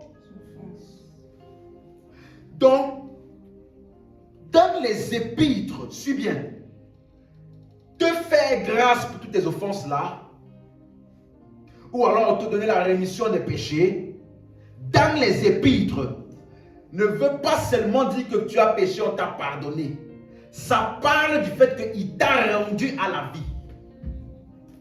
Le mot rendu à la vie parle de la nouvelle naissance. Quand il parle à cause de l'incirconcision de votre chair, le mot chair ici, ce n'est pas le corps physique, c'est la nature spirituelle du vieil homme. Il dit, il t'a rendu à la vie. Ça veut dire qu'en te faisant grâce pour tes offenses là, il a aussi injecté en toi une provision de vie. Cette provision de vie là n'était pas là, disponible avant que Christ ne vienne. Donc dans les épîtres, quand tu entends pardon ou rémission des péchés, ça ne parle pas seulement du fait que tu as été pardonné. Ça parle du fait que tu as reçu également la vie en toi. La provision de la vie n'était pas disponible avant que Jésus ne vienne. Est-ce que c'est clair pour quelqu'un? Donc ça veut dire que quand lui il parle de pardon des péchés ou rémission des péchés, il ne parle pas seulement du fait qu'on t'a pardonné. On va voir la même chose dans Éphésiens 2, verset 4. Éphésiens 2, verset 4, on a lu ça tout à l'heure. Dieu qui est riche en miséricorde à cause du grand amour dont il nous a aimés. Verset 5. Nous qui étions morts par nos offenses, il nous a rendus à la vie avec Christ. C'est par grâce que vous êtes sauvés. Donc ce que lui il appelle rendu à la vie là, il appelle ça, c'est par la grâce. Voyez? Et maintenant au verset 7. Afin de montrer dans les siècles à venir l'infinie richesse de sa grâce. Donc quand tu entends le mot richesse de sa grâce là, ça parle de quoi? Du fait que nous étions morts et il nous a rendus, il nous a donné la vie éternelle, n'est-ce pas? Le mot richesse de sa grâce. Mais regarde maintenant Éphésiens 1,7. C'est bon? En lui, nous avons la rédemption par son sang, la rémission des péchés selon la richesse de sa grâce. Tout à l'heure, on a vu que richesse de sa grâce, c'est quoi? Le fait qu'il nous a donné la vie éternelle. Il nous a rendu à la vie. Donc, ce que lui, il appelle rémission des péchés selon la richesse de sa grâce, là, ici, là, il ne parle pas seulement du fait que tu as péché, on t'a pardonné. Hein. Ici, il parle de la nouvelle naissance. C'est pourquoi, au verset 5, vous allez voir, il dit, nous ayons prédestinés dans son amour à être ses enfants d'adoption. Donc, enfants d'adoption, nés de nouveau. Donc, je peux dire, donc ça veut dire que dans Éphésiens, là, il est en train d'enseigner sur quoi? Sur la nouvelle naissance, n'est-ce pas? Et il dit que la nouvelle naissance, là, c'est selon la richesse de sa grâce. dans certains versets, il parle clairement, il nous a rendus en la vie. Dans d'autres versets, il appelle cette même nouvelle naissance-là rémission des péchés. Donc je peux dire que dans les épîtres, dans la nouvelle alliance, la rémission des péchés, ce n'est pas juste le fait que tu as été pardonné d'un péché. Mais ça parle maintenant de toi, ce que tu as reçu comme nouvelle nature. C'est pourquoi après avoir dit c'est par la grâce que vous êtes sauvés, il dit quoi? Nous sommes son ouvrage. Donc le focus ici, c'est pas le péché, c'est maintenant toi. Vous êtes. Avant là, c'était quoi? On se concentre seulement sur ton péché. Tu as péché là, ok, on pardonne ça, on règle la tête. Mais dans les épîtres, non seulement ton péché est géré, mais c'est toi qui es le focus. Que tu reçoives la nature de la vie éternelle en toi. Mais il emploie le même terme, rémission des péchés. C'est pas la même chose. Vous me suivez? Donc quand Jésus dit, celui qui est né de la chair est chair. Celui qui est né de l'esprit est esprit. Il est en train d'expliquer quoi? Naître de nouveau, la naissance de l'esprit. L'habitation, le fait que Dieu a maintenant pourvu dans l'homme l'esprit. Ou alors la vie éternelle. Donc, ça veut dire que, maintenant je peux dire ça, le pardon des péchés est la provision de l'Esprit de Dieu dans l'homme qui est en Christ. Ou alors la provision de la vie éternelle dans l'homme qui est en Christ. Le pardon des péchés, n'imagine plus ça dans ta tête là, seulement en disant, hey, j'ai péché, c'est bon, il m'a pardonné. Ouf, si je viens pour prier, il n'y aura aucune condamnation contre moi. Oui, ça là, avant la loi, ils avaient ça. Avant que Christ ne vienne, ils avaient ça. Mais ce que nous avons là, c'est la provision de la vie éternelle ou de l'Esprit de Dieu en nous, qui nous confère maintenant d'agir comme Dieu. Donc eux là, leur péché était pardonné, mais ils étaient encore soumis toujours sous l'influence. Vous me suivez? Quand il dit, c'est par la grâce que vous êtes sauvés, par le moyen de la foi, cela ne vient pas de vous, c'est le don de Dieu. Mais après ça, il te dit maintenant que nous sommes son ouvrage, ayant été créés en Jésus-Christ pour des bonnes œuvres qu'il a préparées d'avance. Donc nous sommes créés en lui et nous marchons maintenant dans les bonnes œuvres là. Que lui, il a fait pour nous. Il nous a aimés, il nous a pardonnés. Il nous a créés maintenant et nous marchons dans l'amour et dans le pardon de celui qui nous a aimés, pardonnés. Nous marchons dans les œuvres de celui-là qui nous a donné la vie. Vous me suivez ça? Donc, plus que de ôter nos péchés, il nous a pourvu son esprit en nous, afin que nous puissions marcher dans ce que lui il a fait. Il nous a aimés, il nous a pardonnés, il nous a sauvés. Son esprit est maintenant venu en nous pour nous conférer la capacité de marcher comme il a marché, de faire ce qu'il a fait. Donc, suis-moi bien maintenant. Tu as compris ce que je viens de dire là? Ça veut dire que le pardon des péchés, le mot rime, aphésis ou rémission, dans la nouvelle alliance, ne parle pas simplement du fait que tu pêches et Dieu te pardonne.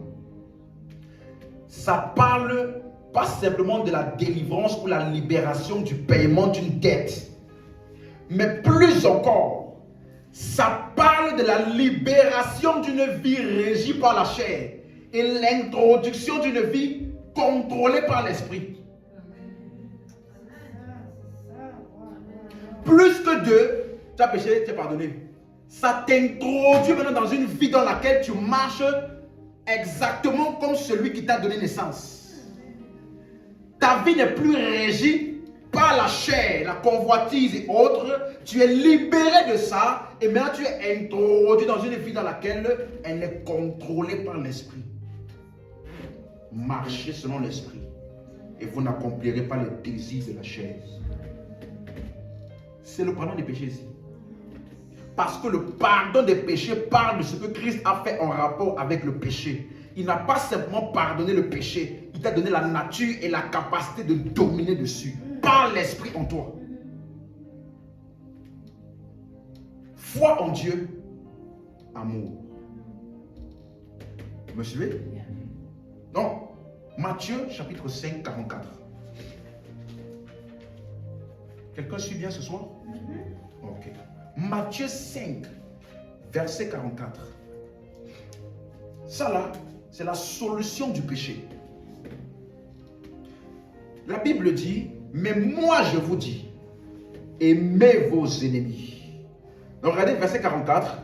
Vous avez appris verset 43, pardon. Vous avez appris qu'il était dit, tu aimeras ton prochain et tu haïras ton ennemi. Ça là, c'est les 612 lois. Mais moi, je vous dis, aimez vos ennemis. Ça là, c'est les 10 commandements. Mieux expliqué par Jésus. Quelqu'un suit? Regardez ce qu'il dit.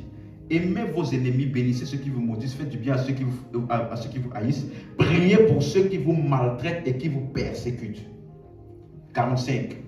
Afin que vous soyez fils de votre Père qui est dans les cieux. Car il fait lever son soleil sur les méchants et sur les bons, il fait pleuvoir sur les justes et sur les injustes. Si vous aimez ceux qui vous aiment, quelle récompense méritez-vous? Les publicains aussi n'agissent-ils pas de même? Si vous saluez seulement vos frères, que faites-vous d'extraordinaire? Les païens aussi n'agissent-ils pas de même?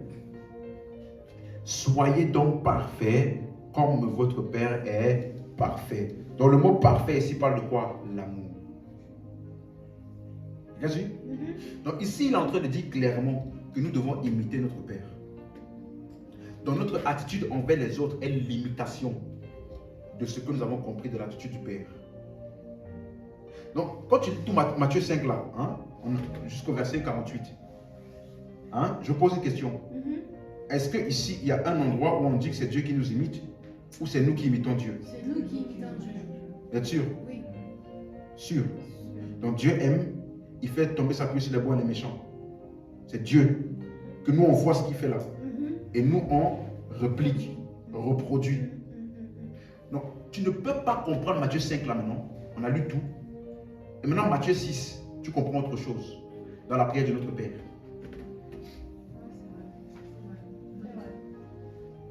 Hein? Hein? On peut lire? Verset 9, non?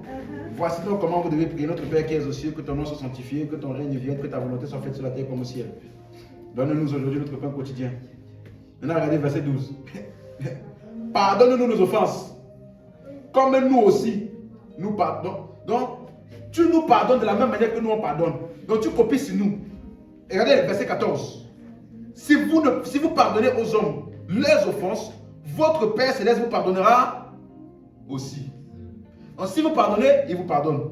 Si vous ne pardonnez pas aux hommes, votre Père ne vous pardonnera pas non plus vos offenses. Donc, Dieu copie sur nous. Si tu ne pardonnes pas, il ne pardonne pas. Si tu pêches, lui aussi il pêche. Aïe. Manque de pardon là, c'est pas péché. Si tu marches dans la chair, si vous marchez dans la chair, votre Père Céleste aussi marchera dans la chair. Donc toi tu lis ça et après tu vas prêcher ça aux gens. Vous me suivez? La prière du Notre Père, j'ai déjà expliqué ça ici, n'est pas une prière en tant que telle. Jésus n'est pas en train de dire, quand vous venez prier là, dites ceci, faites ceci. Non. Jésus était en train de leur dire, suis-moi bien. Retenez le commandement le plus important, c'est quoi? La foi en Dieu et l'amour. Jésus était en train de leur expliquer que quand tu viens pour prier vers le Père là, tu dois simplement avoir la bonne conscience de qui il est. La bonne perception de celui à qui tu parles là. La prière de notre Père est un exposé de la nature de Dieu. Notre Père qui est aux cieux, le mot cieux parle de l'invisible. Donc ne cherche pas à voir quelque chose de physique. 2. Que ton nom soit sanctifié, ça veut dire que celui à qui tu pries là est à part. Que ton règne vienne et que ta volonté soit faite sur la terre comme au ciel. C'est un roi. Et que ton règne vienne là. Il ne faut pas prier ça. Hein. Ça là, ça a été accompli quand Jésus est venu. Amen. Vous me suivez? Parce que quand ils ont demandé par qui tu fais ça, il dit si je chasse, c'est par l'Esprit de Dieu que je chasse. le royaume de Dieu est venu jusqu'à vous. Il parlait de qui? Moi. Lui-même. Ça est venu là, là-bas, pour chasser les démons là. Il appelle ça le royaume de Dieu est venu. Dans la venue de Jésus sur la terre, le règne de Dieu est venu. Yes. Lord. Vous suivez? Donc, maintenant, donne-nous aujourd'hui notre pain quotidien. Dans l'original, ce n'est pas donne-nous. Dans l'original, c'est tu nous donnes. Ce ne sont pas des prières, ce sont des déclarations de qui il est. Ne nous soumets pas à la tentation. Que personne, lorsqu'il est tenté, ne dise... Donc Dieu, Jésus-Christ ne peut jamais prier, ne nous soumets pas à la tentation. Il ne peut jamais prier ça. Bien au contraire, ce n'est pas ne nous soumets pas à la tentation ou ne nous enduis pas à la tentation. Au contraire, c'est tu ne nous soumets pas à la tentation, mais tu nous délivres du malin. Hallelujah. Il est en train d'exposer le fait que Dieu là, il est celui qui nous délivre de la tentation. Pardon, il est celui qui ne nous soumet pas à la tentation et qui nous délivre de l'emprise du malin par l'œuvre de Christ. Vous me suivez? Il est en train de dire, quand tu viens pour prier là, il faut savoir à qui tu pries. Si tu as la conscience de qui il est là, tout ce que tu vas dire là, tout cela est exaucé. Et maintenant, pardonne nos offenses. Maintenant, ce n'est pas pardonne nos offenses, c'est tu nous pardonnes. Pas comme nous pardonnons aussi. Dans l'original, c'est Dieu nous pardonne nos offenses afin que nous pardonnions. Dieu nous pardonne afin que nous pardonnions. Nous voyons le modèle en toi et nous le reproduisons sur les autres.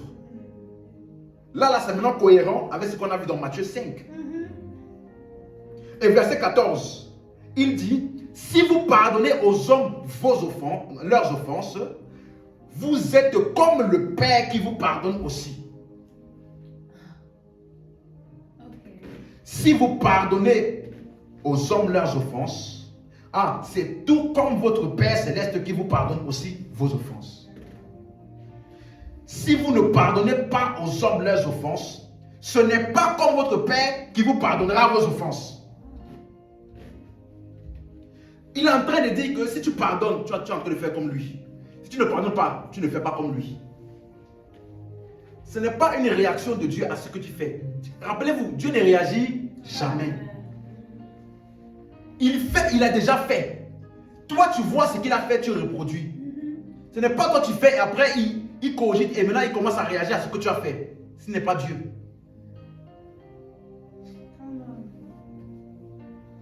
Donc, le Père Céleste est le miroir dans lequel nous regardons pour copier.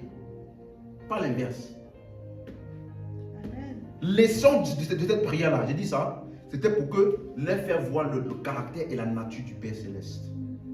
Donc, un indice de la croissance spirituelle, Jésus explique ici, c'est l'amour. Vous me suivez? Une marque de la croissance spirituelle, c'est l'amour. Donc tu ne peux pas dire, je suis en train de grandir spirituellement et on ne voit pas l'amour manifester. Et l'amour là est la motivation du véritable ministère.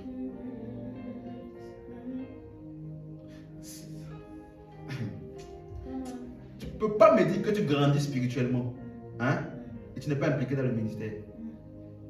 La démonstration absolue du fait que tu as compris l'amour de Dieu pour toi et que tu l'as reçu se voit dans le service vis-à-vis des autres et du monde. C'est pour ça que vous allez voir, Jacques il dit, montre-moi ta foi, sans les œuvres, je te montrerai ma foi par mes œuvres. Quand il dit la foi sans les œuvres est morte dans Jacques 2, le mot mort là, dans d'autres versions, il dit à quoi cela m'est-il utile? Donc ta foi qui parle du salut, sans les œuvres, n'est utile à personne. Le mot mort là, simplement dit, ça ne bénéficie à personne. Donc ta nouvelle naissance là ne va bénéficier à personne si elle n'est pas accompagnée d'œuvres ou alors de l'amour. Mais quand tu commences à marcher selon l'esprit, là, ce que tu as reçu comme nature commence à bénéficier aux autres. Vous suivez? Non? Maintenant, quand Jésus a dit donc, je ne suis pas venu pour abolir la loi, mais pour... Donc je peux dire, je ne suis pas venu pour abolir la loi, mais pour aimer.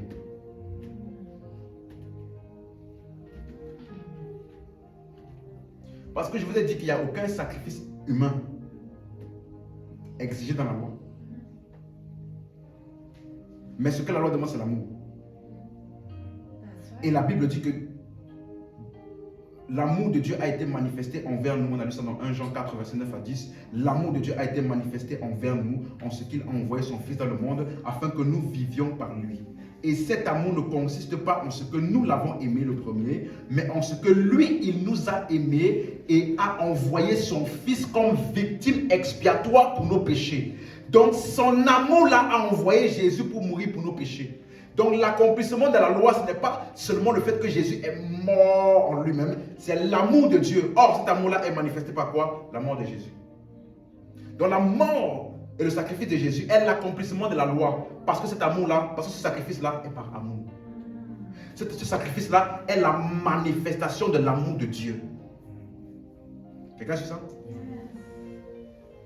Donc, il ne faut pas juste dire, Jésus il est mort pour moi. Il faut comprendre que sa mort-là est la démonstration de l'amour de Dieu pour nous. C'est dans ça qu'il a accompli la loi. On suit?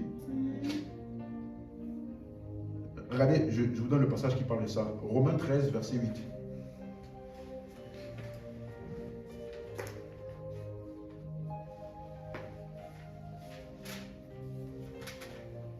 Romains 13, 8. Ne devez rien à personne, si ce n'est de vous aimer les uns les autres. Car celui qui aime les autres a accompli la loi. Celui qui aime, il avait quoi? Je ne suis pas venu pour abolir, mais pour...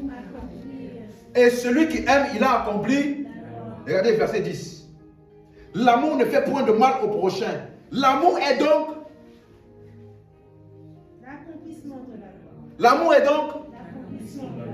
Donc Jésus est venu pour accomplir la loi par amour.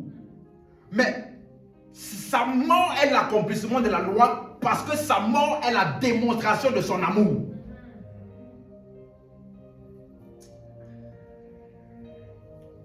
Amen. Alléluia. Quand il dit ne devez rien à personne, là, il n'est pas en train de dire vous n'avez pas le droit de faire des crédits, comme certains chrétiens pensent. Il est en train de dire que le seul crédit, ou le seul crédit que tu n'as pas le droit de prendre, c'est de devoir l'amour à quelqu'un. Vous me suivez?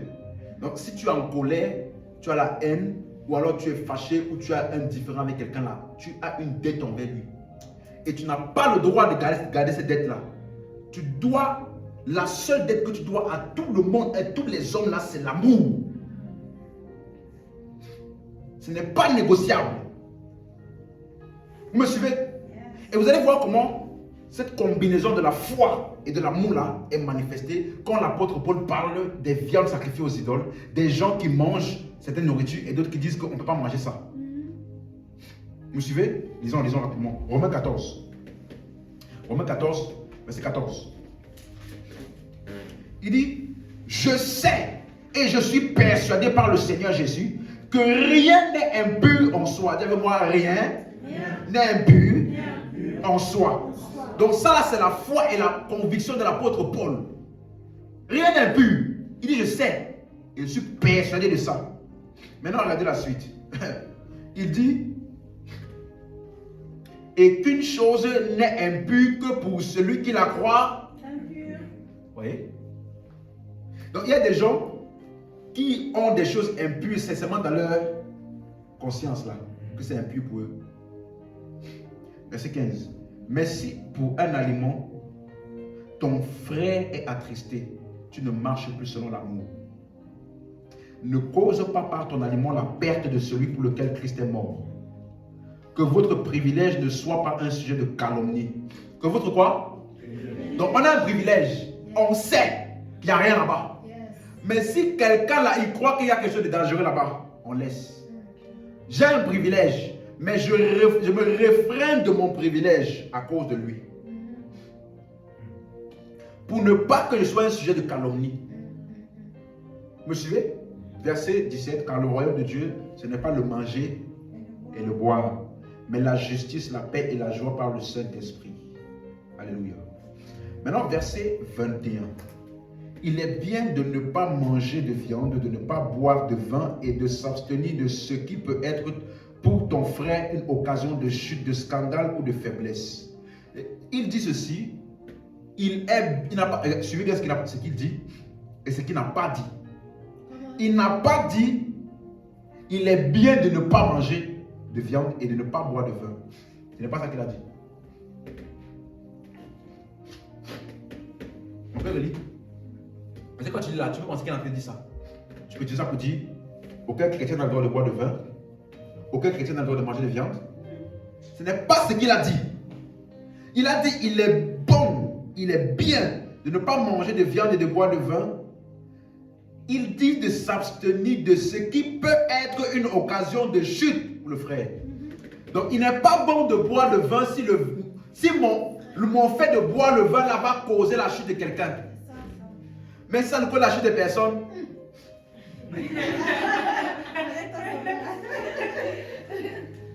C'est pas dans ma bouche, je vais prendre. En tout cas, il est en train de dire de s'abstenir de ce qui peut être l'occasion de chute de quelqu'un. Me suivez? Ici, là, jusqu'ici, il est en train de parler de celui qui a la connaissance. Suivez bien? Okay. Verset 22. Cette foi que tu as, garde-la pour toi devant Dieu. Heureux celui qui ne se condamne pas lui-même dans ce qu'il approuve. Il a changé. Il commence à parler de celui qui n'a pas la connaissance. Celui qui ne se condamne pas lui-même dans ce qu'il approuve. Mais celui qui a des doutes au sujet de ce qu'il mange est condamné parce qu'il n'agit pas par conviction. Tout ce qui n'est pas le produit d'une conviction est... Ok. Je t'explique ce qu'il est en train de dire. La foi en Dieu, l'amour.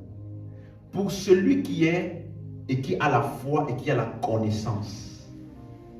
Il dit la foi que tu as là, garde ça pour toi devant Dieu. La connaissance que tu as là, garde ça pour toi devant Dieu. En d'autres termes, marche dans l'amour. Pour celui qui a la connaissance, il doit agir par amour. Et pour celui maintenant qui est ignorant, il doit faire les choses par la foi. Celui qui mange là, et qui n'est pas sûr de ce qu'il mange là, il est condamné lui-même. Donc il faut qu'on lui explique et qu'on lui enseigne pour qu'il puisse faire les choses par la foi.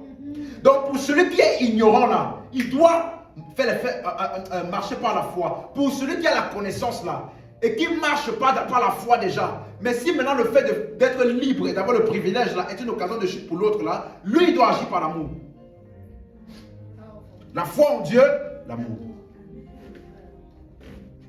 Vous avez suivi ça? L'amour là, c'est l'accomplissement de la loi. Il appelle ça la loi parfaite. Il appelle ça la loi royale. La loi royale. Jacques chapitre 2 verset 8. Jacques chapitre 2 verset 8.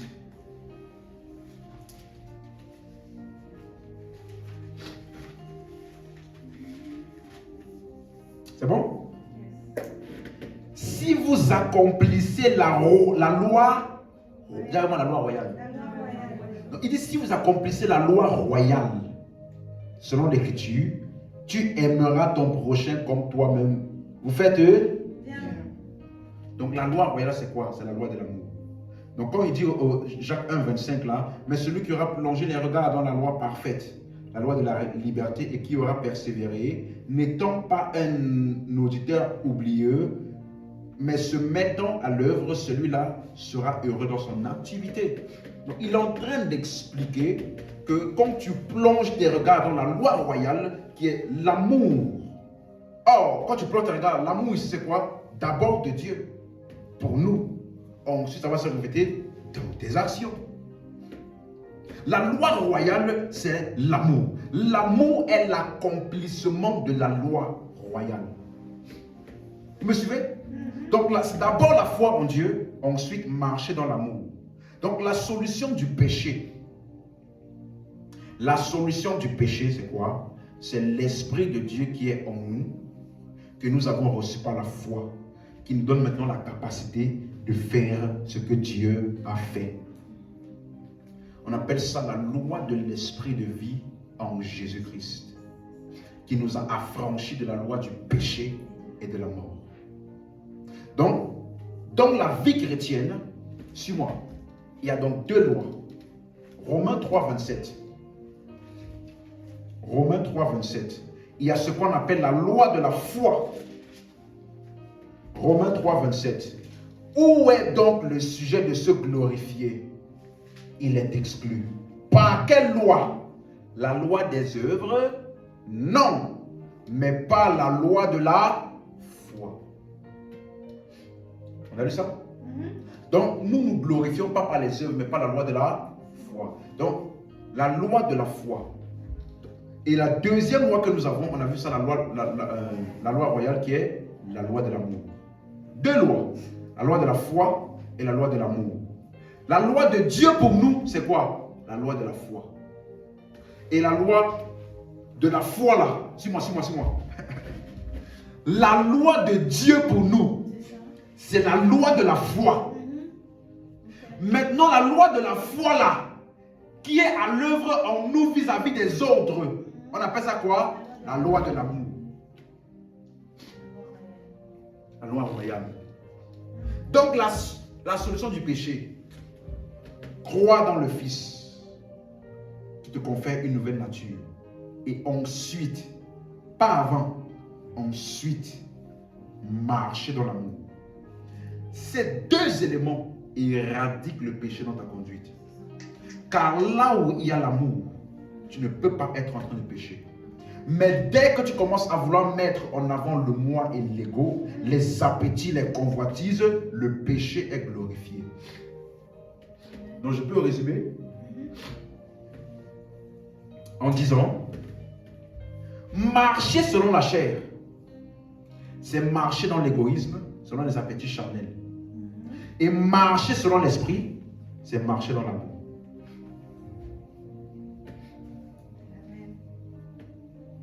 C'est clair. La foi en Dieu et l'amour. On peut se lever. Ça, c'est la solution au péché.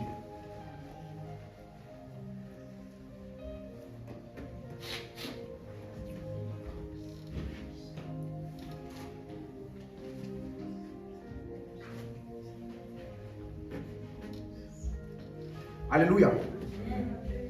Donc, quand tu reçois Christ en toi, la vie éternelle que tu as reçue, ou l'Esprit de Dieu en toi là, est la capacité maintenant que tu as d'agir comme Dieu a agi envers toi. Il nous a aimés le premier. Il dit donc, nous aimons parce qu'il nous a aimés le premier. Alléluia. On peut se lever. Dis avec moi, Père, nous te rendons grâce et nous te remercions pour l'amour de Dieu qui a été déversé dans nos cœurs par le Saint-Esprit.